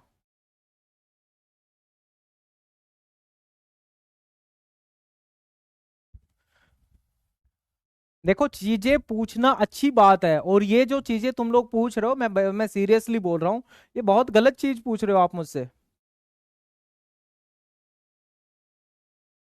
चलो आगे चलते हैं। थायराइड ग्लैंड के बारे में देखो, ये जो ग्लैंड है ये एक बटरफ्लाई जैसा ग्लैंड है, ठीक है? इसका शेप कैसा है? बटरफ्लाई के जैसा। परजेंट कहाँ है? Below the larynx. ये कहां पर परजेंट है? Below the larynx. लैरिंग्स के थोड़ा सा नीचे परजेंट होता है ये, और ये बटरफ्लाई शेप का होता है। बटरफ्लाई शेप का ये ग्लैंड होता है। इसके दो लोब्स होते हैं। क्या? इसके दो लोब्स होते हैं। क्या होते हैं? दो लोब्स। और ये दोनों लोब्स एक दूसरे से जुड़े होते हैं by a region that is known as isthmus. आप इसको ऐसे देखो कि ये एक, या तो आप इसको बोलो कि ये एक एच शेप का ग्लैंड है, ठीक है? या तो ये एच शेप का ग्लैंड है या ये बटरफ्लाई शेप का ग्लैंड है, और इसके दो लोब्स होते हैं, ठीक है? ये दो लोब्स जुड़े होते हैं by the isthmus. Two lobes connected with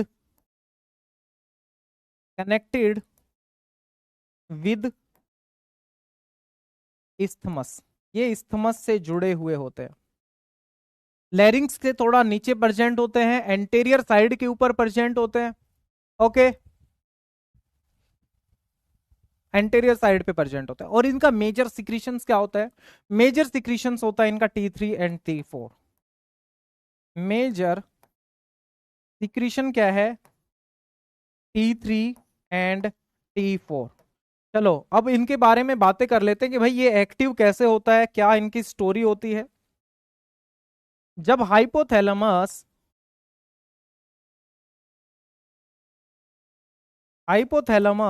release करेगा थायरोट्रोपिन रिलीजिंग हार्मोन, जिसका नाम क्या है, thyrotropin releasing hormone TRH। TRH जाएगा पिट्यूटरी के पास, पिट्यूटरी तक जाएगा ये TRH। टीआरएच के रेस्पॉन्स में पिट्यूटरी रिलीज क्या करेगी, पिट्यूटरी रिलीज कर देगी thyroid stimulating hormone TSH। TSH जाएगा कहां पर, TSH जाएगा थायराइड तक, और थायराइड इसके रेस्पॉन्स में क्या रिलीज करेगा, थायराइड इसके रेस्पॉन्स में रिलीज करेगा T3 and T4। T3 and T4 जो है वो रिलीज करेगा। तो इस तरह से जो है वो ये थायराइड जो है T3 T4 का प्रोडक्शन करता है। चलो अब कुछ बातें देख लेते हैं। तो ये हमने बाहर से देख लिया ये ग्लैंड, अंदर से क्या होता है, मान के चलो कि ये जो पर्टिकुलर ग्लैंड है that is made up of follicles. क्या किससे बना होता है, फोलिकल से बना होता है। चलो अब फोलिकल बनाएंगे। मान के चलो कि मैं इसका एक TS कट कर रहा हूं, ट्रांसवर्स सेक्शन कट कर रहा हूं इसका।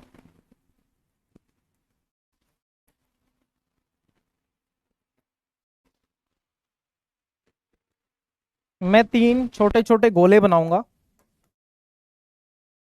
और मैं ये शो करूंगा कि ये जो 3 छोटे छोटे गोले हैं इनको फोलिकल्स कहा जाता है। और मैं ये जो सेल बना रहा हूं इन फोलिकल्स के, इन सेल्स को कहा जाता है फोलिक्यूलर सेल्स। ये आप कंसिडर करके चलो, मान के चलो कि ये थायराइड ग्लैंड का एक ट्रांसवर्स सेक्शन है, TS ऑफ थायराइड। ये एक और बना देता हूं, 3 बना लेते हैं। और देखो इनके साथ साथ ब्लड वेसल्स भी प्रेजेंट होंगी, या फिर एक ऐसा सिस्टम कैपिलरी नेटवर्क जहां से ब्लड की सप्लाई भी होगी। तो उस रीजन को हम लिखेंगे कि वो रीजन जो है वो ब्लड सप्लाई का रीजन है। क्या है वो, ब्लड सप्लाई का रीजन। तो मैं एक छोटा सा रीजन शो करूंगा और मैं बोलूंगा कि ये जो है ये ब्लड सप्लाई है या ब्लड वेसल है, ठीक है, दिस इज ब्लड वेसल।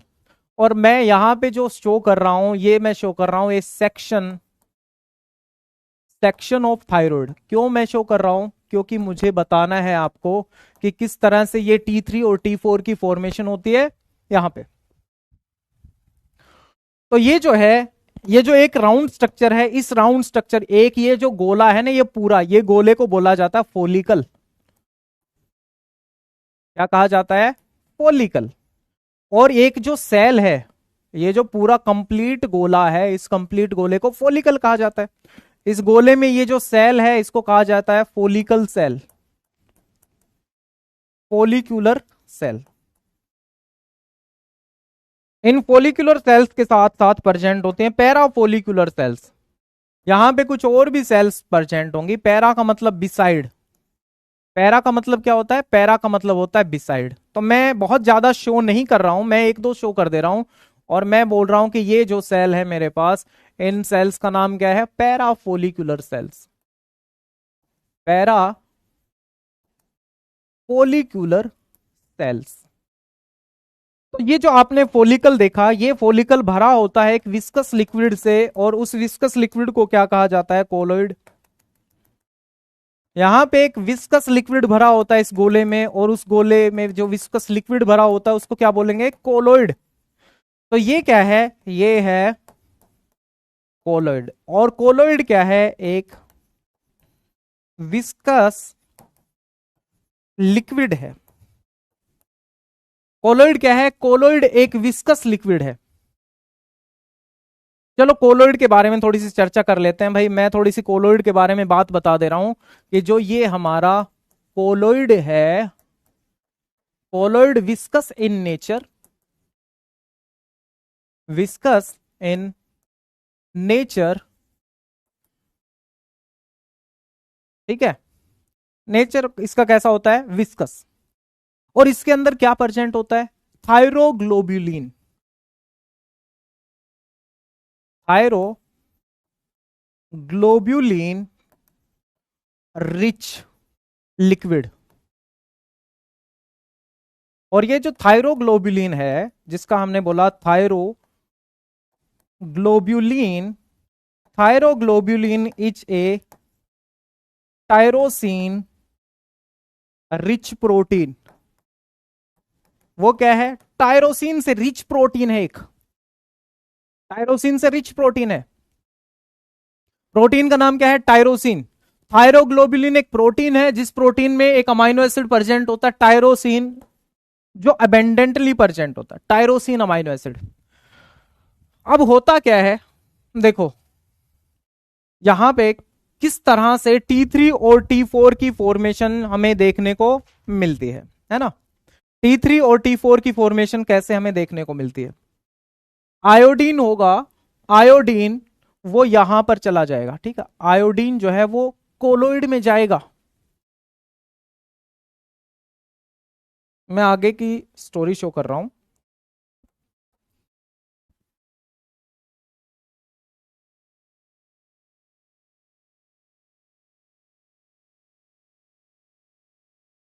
ठीक है, ऐसे मैंने शो कर दिया।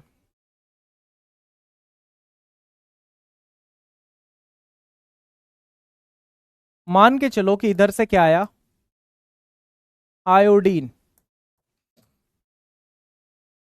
यहां से आएगा आयोडीन। आयोडीन क्या करेगा?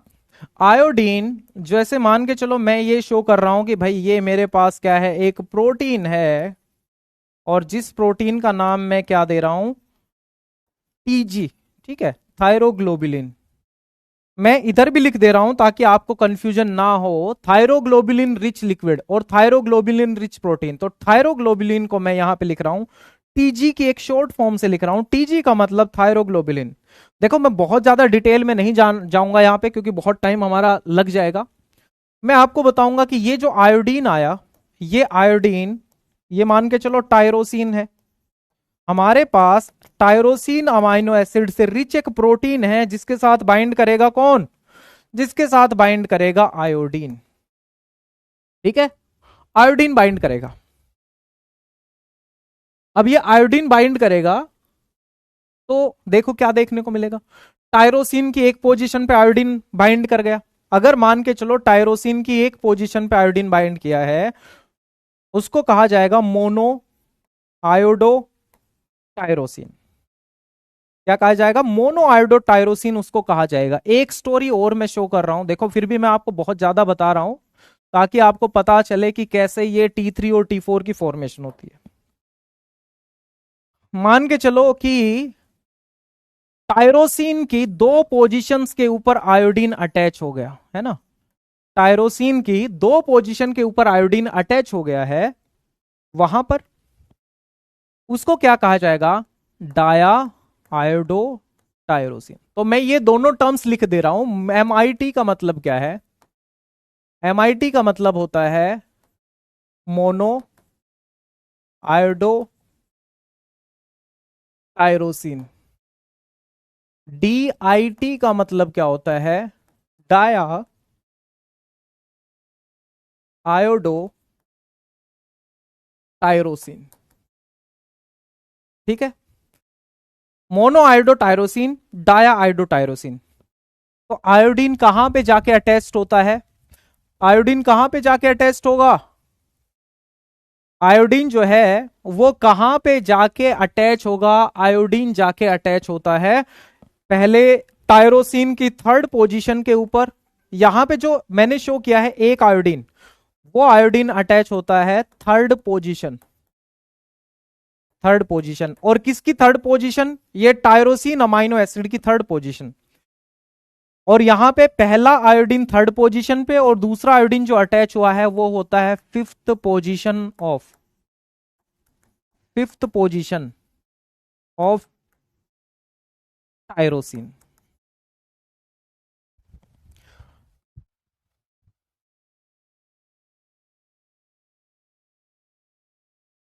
Got it? अब ये जो काम किया है आयोडीन का अटैचमेंट, उसके लिए एक एंजाइम रेस्पॉन्सिबल होता है जिसका नाम क्या है? एंजाइम जो है यहां पे, उस एंजाइम का नाम है आयोडीनेज। एंजाइम का नाम क्या है? आयोडीनेज। और इस प्रोसेस को क्या बोलते हैं? इस प्रोसेस को कहा जाता है iodination. Process is known as iodination और ऑर्गेनिफिकेशन।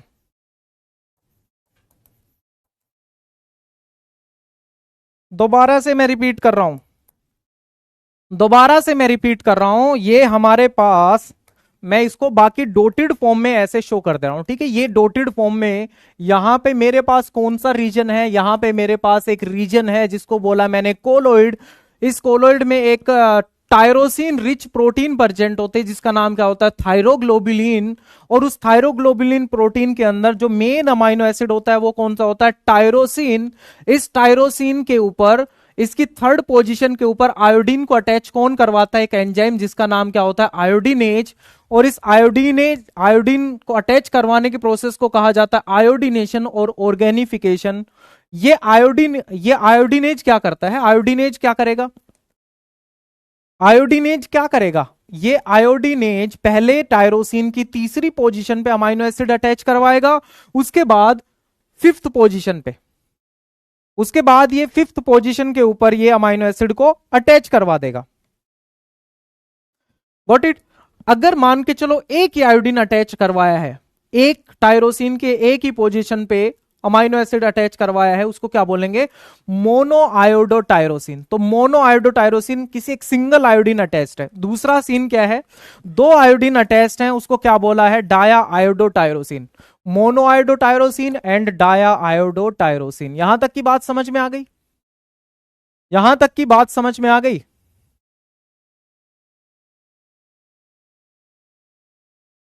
ये फिफ्थ पोजीशन है, यहां थर्ड पोजीशन है। अब ठीक है?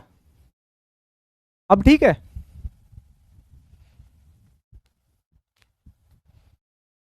ऑर्गेनिफिकेशन का मतलब यह है कि कोई केमिकल सब्सटेंस को ऑर्गेनिक की तरफ लेकर के जाना, that is organification.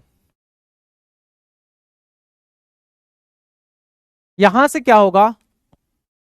Hypothalamus. Hypothalamus से क्या आया था? Thyrotropin releasing hormone. ये गया पिट्यूटरी के पास। पिट्यूटरी क्या रिलीज करेगी? Thyroid stimulating hormone. ये जाएगा थायराइड के पास। ये कहां जाएगा? थायराइड के पास। इतनी बात समझ में आ गई? ये थायराइड के पास चला गया, तो थायराइड में ये टीएसएच क्या करेगा? थायराइड में ये टीएसएच जो है ये क्या करेगा? टीएसएच की प्रेजेंस में ये जो कोलोइड सेल है, ये जो फोलिकुलर सेल है, फोलिकुलर सेल, ये क्या करेगी? It will absorb colloid. ये क्या करेगी? यहां पे जो कोलोइड है वो अंदर जाना शुरू हो गया।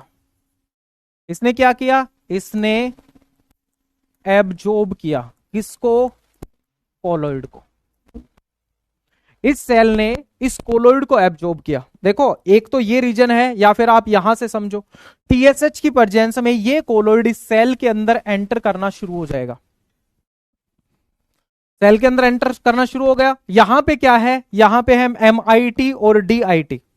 यहां पे क्या है? एमआईटी और डीआईटी। मैंने बताया यहां पे, मैंने आपको यहां पे बताया कि इस सेल के अंदर क्या क्या एंटर करेगा। यहां पे एंटर करेगा एमआईटी, यहां पे एंटर करेगा डीआईटी। अब एमआईटी और डीआईटी क्या है वो वहां पे लिखा हुआ है। एमआईटी और डीआईटी क्या है? Mono iodotyrosine, di iodotyrosine. अगर मान के चलो डाया आयोडोटायरोसिन के साथ एक मोनो आयोडोटायरोसिन अटैच हुआ, डाया आयोडोटायरोसिन के साथ एक मोनो आयोडोटायरोसिन अटैच हुआ, उसको हम क्या बोलेंगे? उसको बोलेंगे T3। अगर डाया आयोडोटायरोसिन के साथ डाया आयोडोटायरोसिन अटैच हुआ, उसको हम क्या बोलेंगे? उसको हम बोलेंगे T4। उसको क्या बोलेंगे हम लोग? T4 बोलेंगे। T3 एंड T4,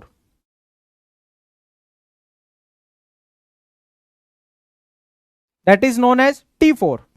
तो T4 और T3 टेट्रा आयोडोथायरोनिन, इसको क्या बोलेंगे? Tetra iodo thyronine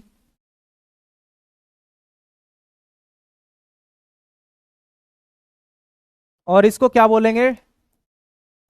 try hydro thyronine. अब इनमें से थायरोक्सिन किसको बोला जाता है? थायरोक्सिन एक है जहां पर थर्ड और फिफ्थ पोजीशन कैसे?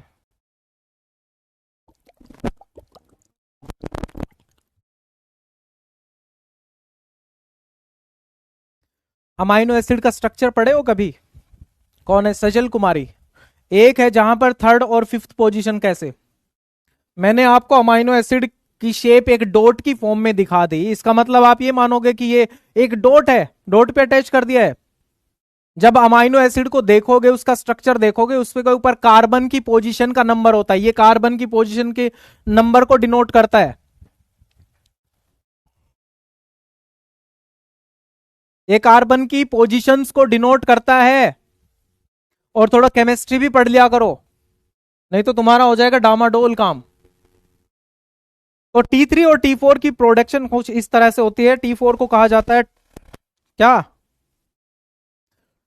T4 is known as thyroxine. T4 को यह भी कहा जाता है थायरोक्सिन। थायरोक्सिन जब ये दोनों मिलते हैं, जब इनका कंडेंसेशन होता है, इस ये जो प्रोसेस हो रहा है, इस प्रोसेस को क्या बोलते हैं? इसको कहा जाता है ऑक्सीडेटिव कंडेंसेशन। इसको क्या कहा जाता है? Oxidative condensation. और इधर से जब इनका ऑक्सीडेटिव कंडेंसेशन होता है, तब इधर से एक अमाइनो एसिड बाहर आता है जिसका नाम क्या होता है? एलानिन। दोनों प्रोसेस में एलानिन जो है वो अमाइनो एसिड बाहर आएगा। बन गया T3 और T4।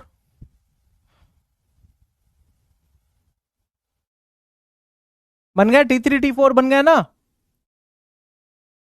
तो इस तरह T3 और T4 की फॉर्मेशन होती है, ट्राईआइडोथायरोनिन और मोनोआइडोथायरोनिन।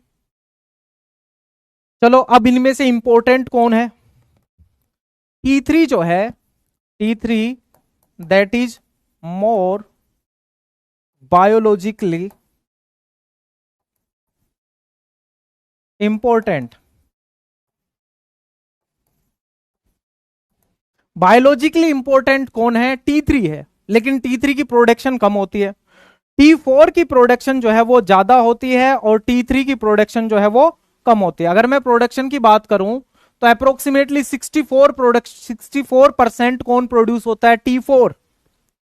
64% T4 प्रोड्यूस होता है। थायराइड जो है, मान के चलो मैं यहां लिख रहा हूं कि जो थायराइड है हमारा, थायराइड T4 का प्रोडक्शन करता है 64% और T3 का प्रोडक्शन करता है 36%। 36%। लेकिन T3 बायोलॉजिकली ज्यादा इंपॉर्टेंट है as compare to T3, sorry T4 as compare to T4। अब क्या क्या ऐसे कारण हो सकते हैं कि भाई वो जो है वो ज्यादा इंपॉर्टेंट है? अगर मैं बात करूं फ्री फॉर्म में ज्यादा कौन प्रेजेंट होता है? T4 की बाइंडिंग एफिनिटी जो है ना, T4 की बाइंडिंग एफिनिटी जो प्लाज्मा प्रोटीन्स है लाइक एल्ब्यूमिन, उनके साथ बाइंडिंग कैपेसिटी ज्यादा है, बाइंडिंग स्ट्रेंथ T4 की ज्यादा है। इसलिए फ्री फॉर्म में ज्यादा कौन प्रेजेंट होता है? T3। चलो अब यहां से मैं कुछ बात बता दे रहा हूं। Affinity affinity of T4, affinity of binding, affinity of binding to plasma proteins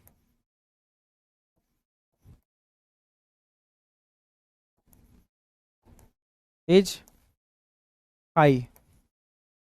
The affinity of binding to plasma protein is high in case of T4। अगर उसकी बाइंडिंग कैपेसिटी प्लाज्मा प्रोटीन्स के साथ ज्यादा है, इसलिए वो ज्यादा तो बाइंड कर जाएगा और फ्री फॉर्म में कम रहेगा। फ्री फॉर्म में बचेगा, ये लगभग 0.02% फ्री फॉर्म में प्रेजेंट होता है। बाकी 99.98% जो है वो 99.98% जो है वो कितना, वो बाइंड कर जाता है। लेकिन T3 जो है, T3 in free form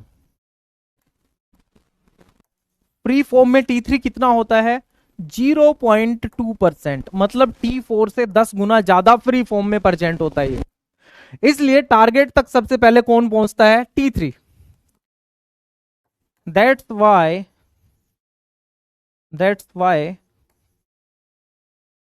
T3 reach to the target very first. Target cell तक सबसे पहले कौन पहुंचता है, T3 पहुंचता है, क्योंकि वो फ्री फॉर्म में ज्यादा होता है। बाइंडेड फॉर्म में ज्यादा कौन होता है, T4, इसलिए उसको फ्री कंसंट्रेशन थोड़ी सी कम होती है, 10 गुना कम होती है T3 से। तो टारगेट सेल तक सबसे पहले कौन जाएगा, T3 जो है वो टारगेट सेल पे सबसे पहले पहुंचेगा। अब मान के चलो मेरे पास, मैं यहां पे शो कर रहा हूं, T3 है मेरे पास एंड T4 है। ये आया T3 डायरेक्ट एंटर किया। T4 आया, T4 जो है टारगेट सेल के अंदर जब आएगा,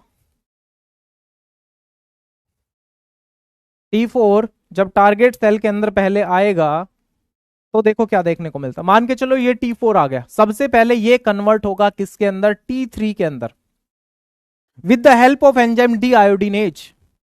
हमारी हर सेल के अंदर, in each and every cell there is an enzyme that is called as डीआयोडीनेज।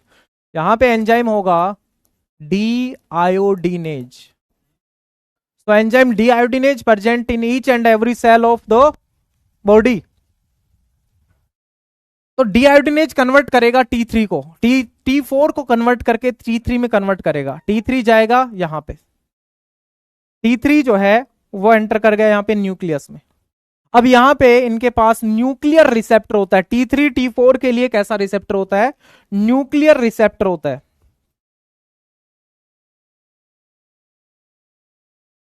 मान के चलो मैं यहां पे शो कर रहा हूं रिसेप्टर उसके, ठीक है।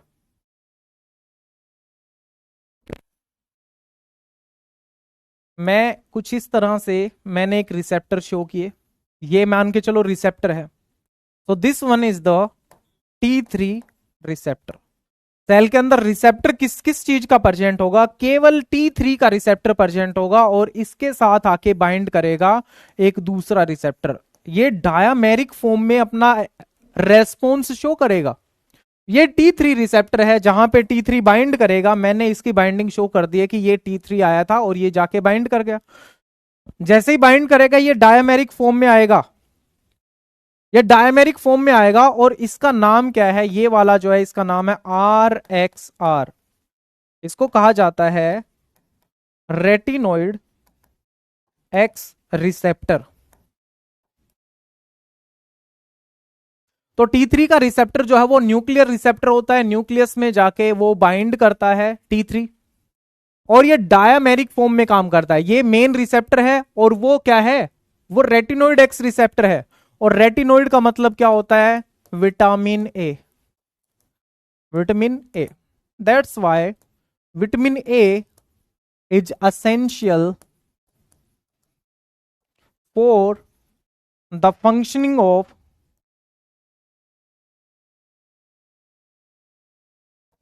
T3। T3 के फंक्शन के लिए विटामिन ए जो है वो, ये क्वेश्चन मार्क क्या है भाई, बोलो जल्दी, बोलो बोलो बोलो, रीना प्रजापति। क्वेश्चन मार्क क्यों, वाई? तो विटामिन ए जो है वो जरूरी है फंक्शन के लिए, किसके फंक्शन के लिए, T3 के फंक्शन के लिए, ताकि वो अपना प्रॉपर फंक्शन कर सके। That's why it is important.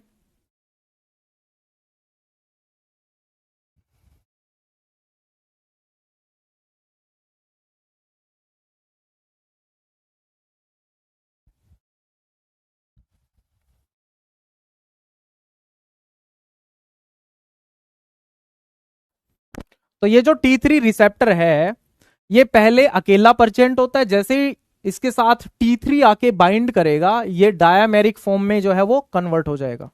तो डायमेरिक फॉर्म में ये कब कन्वर्ट होता है? जब T3 आके बाइंड करेगा। और प्रॉपर फंक्शनिंग के लिए विटामिन ए जरूरी है, क्योंकि विटामिन ए जो है रेटिनोइड एक्स रिसेप्टर जो है, that is form of vitamin A.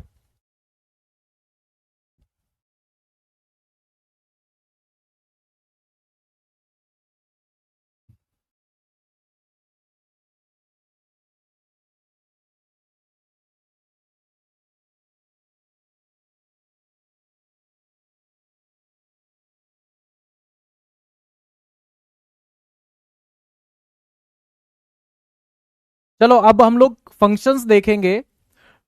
T3 और T3 के जो मेन फंक्शंस है, या थायराइड हार्मोन के जो मेन फंक्शंस है, उनके बारे में हम लोग बात करते हैं। यहां पे देखो, यहां पे देखो भाई, ये तो यहां भी दिया हुआ था। चलो इसके मेन मेन फंक्शंस कौन कौन से हैं देखो। मेनली ये मेटाबॉलिज्म के ऊपर इफेक्ट शो करता है। कुछ फंक्शंस यहाँ पे दिए हुए हैं, कुछ फंक्शंस हम लोग यहाँ पे लिखने वाले हैं। तो इनके इसके मेजर फंक्शंस क्या है? ये सेल का मेटाबॉलिक रेट बढ़ा देगा, यहाँ पे लिखा हुआ है। बहुत सारी चीजें तो यहाँ पे लिखी हुई हैं कि मेटाबॉलिक रेट इंक्रीज कर देगा, प्रोटीन सिंथेसिस इंक्रीज करेगा, लाइपोलाइसिस लिपिड का ब्रेकडाउन, ग्लाइकोजिनोलाइसिस ग्लाइकोजन का ब्रेकडाउन, ग्लूकोनियोजेनेसिस नई ग्लूकोज की फॉर्मेशन, ग्लूकोज का एब्जॉर्प्शन बढ़ा देगा, ऑक्सीजन का कंजम्पशन बढ़ा देगा। तो मैं कुछ बातें यहां मेंशन कर दे रहा हूं। इट इंक्रीजेज, फंक्शंस के बारे में बात कर रहे हैं अब हम। फंक्शंस फंक्शंस तो T3 के फंक्शंस क्या क्या है? तो क्या क्या फंक्शंस है? It increase oxygen consumption and metabolic rate of cell. It increase oxygen consumption and metabolic rate.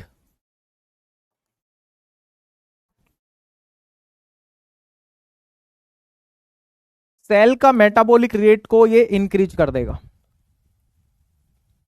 Got it? दूसरा देखो और क्या फंक्शन है। It develop resistance against cold. It develops it develops resistance against cold. Cold के against में ये resistance develop करता है। और फंक्शन देखो, it develop resistance against the cold. और क्या करता है ये? It promotes the development of central nervous system in the childrens. It promotes the development of central nervous system in children's। Childrens के अंदर सेंट्रल नर्वस सिस्टम की development को ये प्रमोट करता है। यहां पे लिखा हुआ ना, देखो ये फंक्शन है, ये इसके फंक्शंस हैं, ये इसके फंक्शंस हैं T3 के, कि T3 क्या फंक्शन परफॉर्म करेगा जाके। It promotes growth and development of childrens. एक तो सेंट्रल नर्वस सिस्टम का डेवलपमेंट, और क्या करेगा? It promotes growth and development in childrens. Childrens के अंदर ग्रोथ और डेवलपमेंट को भी ये प्रमोट करता है।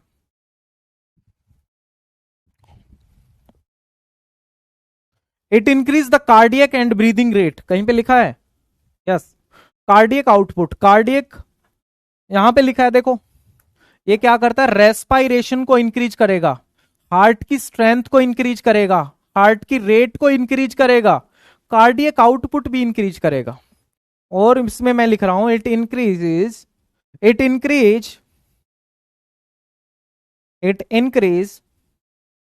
Cardiac and breathing rate.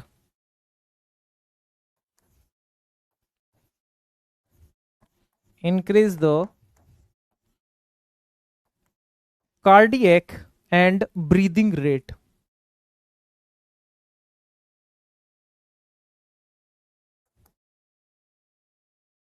Cardiac and breathing rate, ठीक है।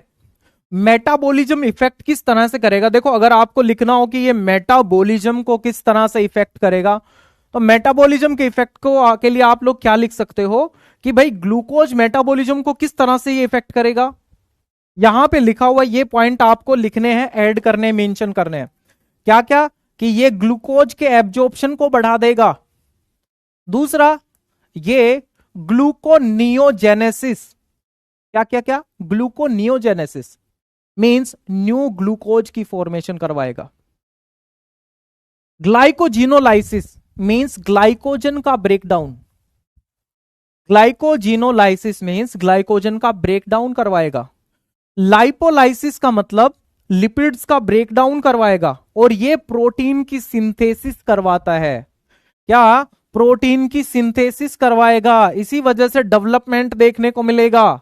It promotes growth and development in childrens, central nervous system in childrens. It develops resistance against cold, cold के अगेंस्ट ये रेजिस्टेंस डेवलप करेगा। कैसे, मेटाबॉलिज्म बढ़ा देगा, मेटाबॉलिज्म बढ़ेगा, temperature बढ़ेगा। Got it. अब कुछ डिसऑर्डर्स के बारे में बात कर लेते हैं ना। अब हम लोग एक टॉपिक डिस्कस कर लेते हैं जिसका नाम क्या है, डिसऑर्डर्स। डिसऑर्डर्स, थायराइड से रिलेटेड कुछ डिसऑर्डर्स जो है उसको हम लोग डिस्कस कर लेते हैं। देखो दो कंडीशन हो सकती हैं। एक कंडीशन को हम लोग बोल सकते हैं हाइपोथायरॉयडिज्म, हाइपोथायरॉयडिज्म।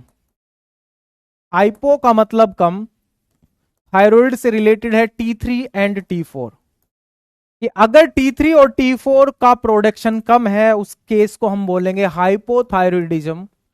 और दूसरा कंडीशन क्या है, हाइपरथायरॉयडिज्म, हाइपर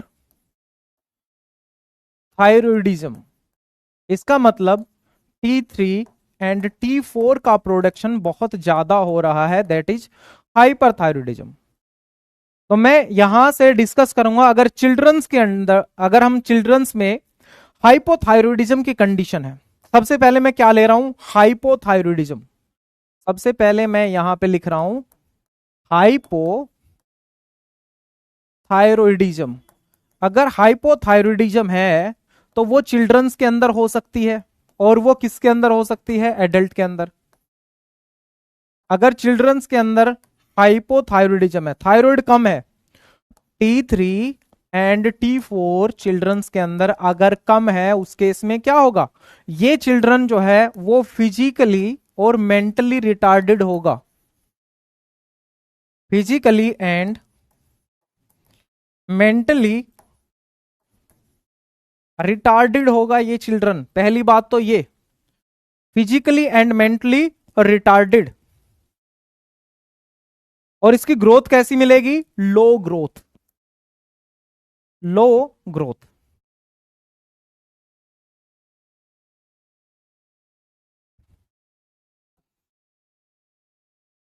लो ग्रोथ। तो अगर चिल्ड्रंस के अंदर T3 और T4 कम है, the condition is known as cretinism. क्या कहेंगे उसको, क्रेटिनिज्म। चिल्ड्रंस के अंदर अंदर उसको कहेंगे क्रेटिनिज्म, क्रेटिनिज्म। और अगर यही स्टोरी एडल्ट्स के अंदर हो तो फिर, अगर यही बात हो और ये स्टोरी एडल्ट्स के अंदर हो, एडल्ट्स के अंदर, तब हम उस केस में क्या क्या देखने को मिलेगा, देखो उसकी मेटाबॉलिक रेट जो है वो स्लो मिलेगी। मेटाबॉलिक रेट कैसी होगी, मेटाबॉलिक रेट होगी स्लो। उस इंडिविजुअल के अंदर ग्लाइकोजन और फैट का डिपोजिशन हो जाएगा। Deposition of glycogen and fat in the body, deposition of glycogen and fat, एक तो ये स्टोरी हो जाएगी। फैट का और ग्लाइकोजन का डिपोजिशन हो जाएगा, मींस वो मोटा हो जाएगा। और इस कंडीशन को क्या बोलेंगे, मिक्सो एडेमा। मिक्सो एडेमा ये भी लिख सकते हो, मिक्सोडेमा ये भी लिख सकते हो। अगर आप ई ना लिखो तो भी ठीक है। मिक्सोडेमा और मिक्सो एडेमा दोनों कंडीशन ठीक है। दोनों कंडीशन ठीक है। और ये जो इंडिविजुअल होगा, ये जो मिक्सोडेमा जो है, मिक्सोडेमा ये कहां से है, उसकी आईज वाला एरिया है, वहां पे स्वेलिंग हो जाएगी। ठीक है, आई वाला जो एरिया है वहां पे स्वेलिंग देखने को मिलेंगी। तो मिक्सोडेमा और मिक्सोएडेमा दोनों एक जैसा ही है। Swelling over the eye region, तो आई रीजन के पास पास स्वेलिंग मिलेगी। यहां पे जो नीचे होता है ना, आंख से थोड़ा सा नीचे, वहां सूजा सूजा सा मिलेगा। दूसरी कंडीशन क्या है, हाइपरथायरॉयडिज्म। हाइपर थायरॉयडिज्म, हाइपरथायरॉयडिज्म का मतलब क्या है कि भाई एक ऐसी कंडीशन जहां पे T3 और T4 का प्रोडक्शन बहुत ज्यादा बढ़ गया है।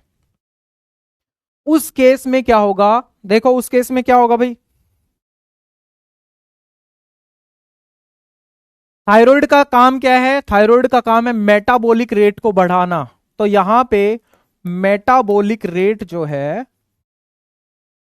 मेटाबॉलिक रेट जो है वो कैसी होगी, वेरी फास्ट। मेटाबॉलिक रेट जो है वो कैसी होगी, very fast, fast metabolic rate होगी। तो इस इंडिविजुअल के अंदर हमें एक्सेसिव स्वेटिंग देखने को मिलेगी। क्या, एक्सेसिव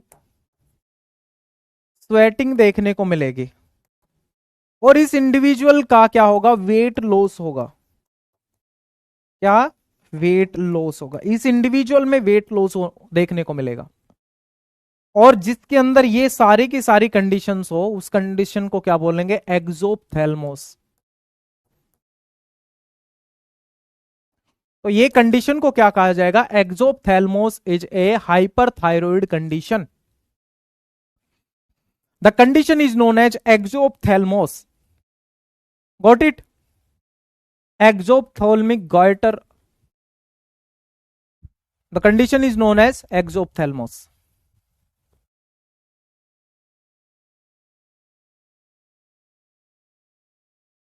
देखो बाकी की चीजें आप यहां से देख सकते हो।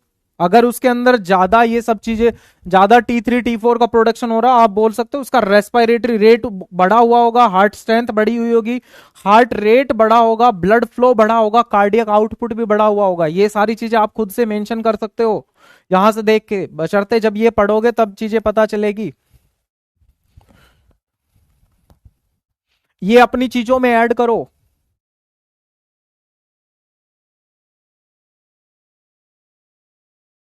एक ऑटो इम्यून कंडीशन भी आती है ना, हमारे पास एक ऑटो इम्यून कंडीशन भी देखने को मिलती है, जिसका नाम क्या है, ग्रेव डिजीज।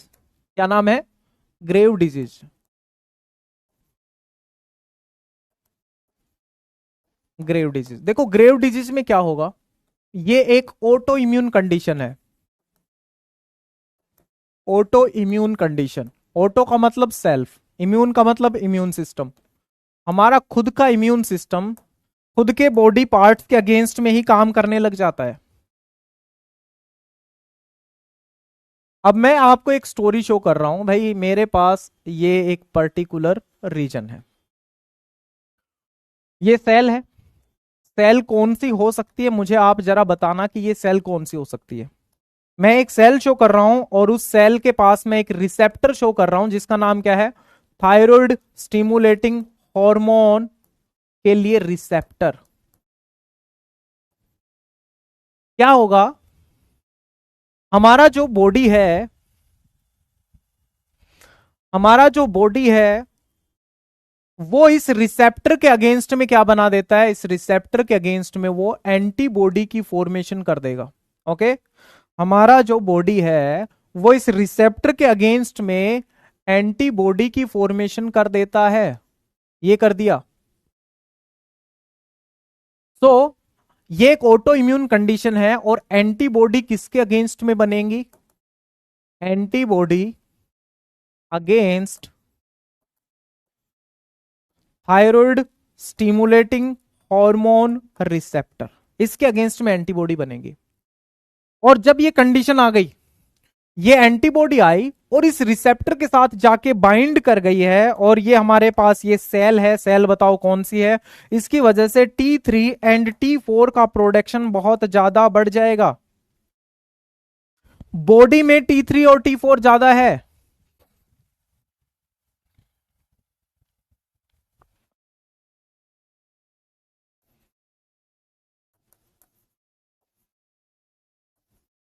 बेवकूफो, मुझे ये बताओ कि थायराइड स्टिमुलेटिंग हार्मोन का रिसेप्टर कहां होगा? थायराइड के ऊपर ही तो होगा। वो थायराइड के ऊपर ही तो होगा, थायराइड पे जाके बाइंड कर लेगा, क्या हो गया? थायराइड के ऊपर मींस वो फोलिकुलर सेल्स के ऊपर ये रिसेप्टर है। मैंने अभी बताया था कि थायराइड स्टिमुलेटिंग हार्मोन के रेस्पॉन्स में, क्या बताया था? थायराइड स्टिमुलेटिंग हार्मोन के रेस्पॉन्स में ये फोलिकुलर सेल जो है वो कोलोइड का एब्जॉर्ब करती है, कोलोइड को एब्जॉर्ब करती है। चलो वो स्टोरी अलग है। देखो, अगर बॉडी में T3 और T4 ज्यादा है, इसका रेस्पॉन्स क्या देखने को मिलेगा? इसके रेस्पॉन्स में हाइपोथैलेमस की कोशिश क्या रहेगी? हाइपोथैलेमस क्या करेगा? हाइपोथैलेमस TRH का प्रोडक्शन कम कर देगा, और TRH का प्रोडक्शन कम होगा तो पिट्यूटरी TSH का प्रोडक्शन कम कर देगी, क्योंकि इन दोनों को लगेगा कि बॉडी में पहले ही T3 और T4 बहुत ज्यादा हैं, हमें कम करना है।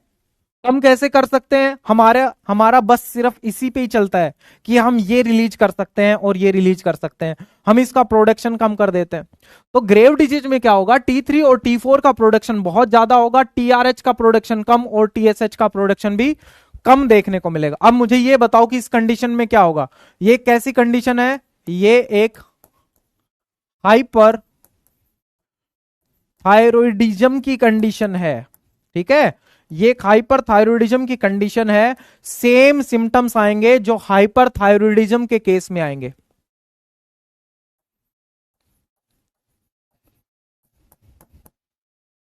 Same symptoms of hyperthyroidism.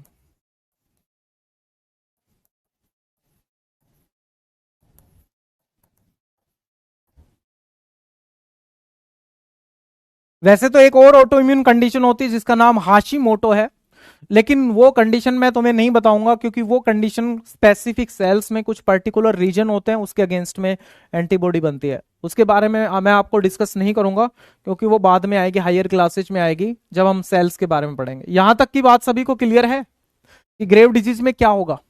Antibody बन जाएगी किसके अगेंस्ट? थायराइड स्टिमुलेटिंग हार्मोन के रिसेप्टर के अगेंस्ट। रिसेप्टर, ये मान के चलो रिसेप्टर है, ये बन गई एंटीबॉडी। इस सेल को क्या लगेगा? इस सेल को ये लगेगा, जब ये एंटीबॉडी आके इस रिसेप्टर पे बाइंड करेगी, इस सेल को क्या लगेगा? सेल को लगेगा कि लाइगेंड आके बाइंड हुआ है। रिसेप्टर को क्या लगेगा? कि लाइगेंड आके बाइंड हुआ है। ये एंटीबॉडी जो है, it will behave like ligand, it will behave like ligand, ये लाइगेंड के जैसे बिहेव करेगी ये एंटीबॉडी। सेल को लगेगा, इस रिसेप्टर को लगेगा कि लाइगेंड आके बाइंड किया है। जैसे ही लाइगेंड, इसको लगा कि लाइगेंड बाइंड किया है, इसने तुरंत अपना काम शुरू कर दिया कि T3 और T4 का प्रोडक्शन इसने बढ़ा दिया है।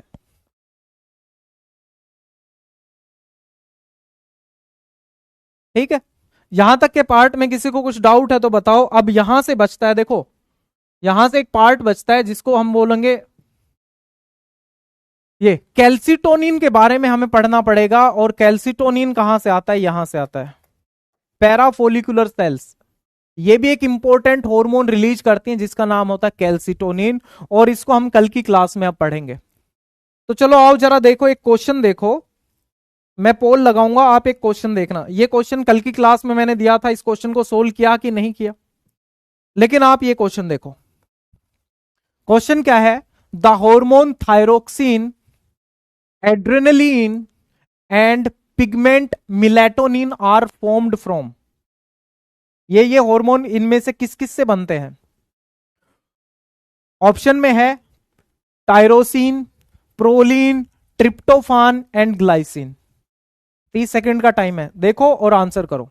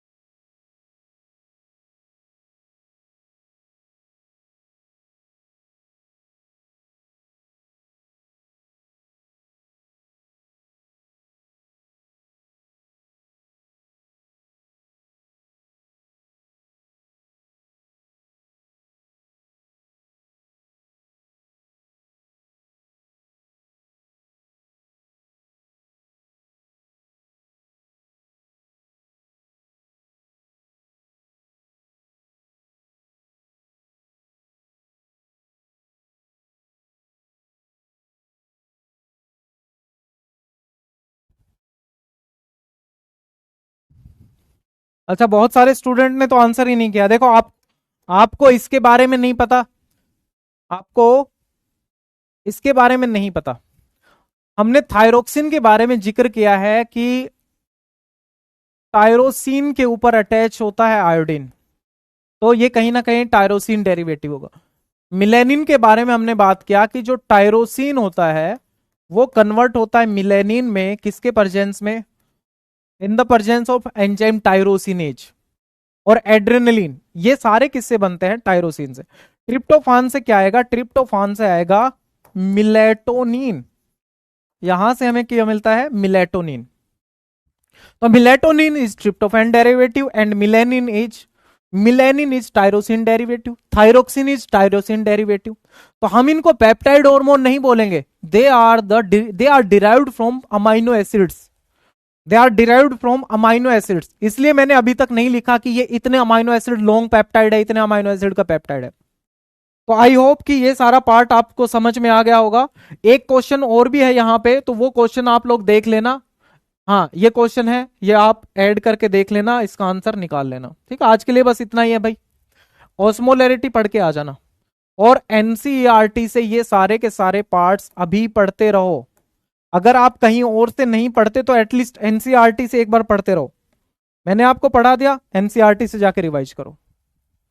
ठीक है, आई होप कि ये वाला पार्ट समझ में आ गया होगा। अब बचते हैं कुछ हॉर्मोन्स, जैसे कि calcitonin, parathyroid hormone, adrenal gland से रिलेटेड हार्मोन, और उसके अलावा किसके हार्मोन?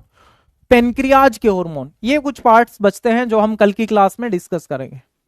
चलिए, thank you very much and all the very best. अब मिलेंगे कल की क्लास में, तब तक ओवर एंड आउट। पढ़ के आना डेफिनेटली, एनसीईआरटी की बुक से जरूर पढ़ के आना। Thank you.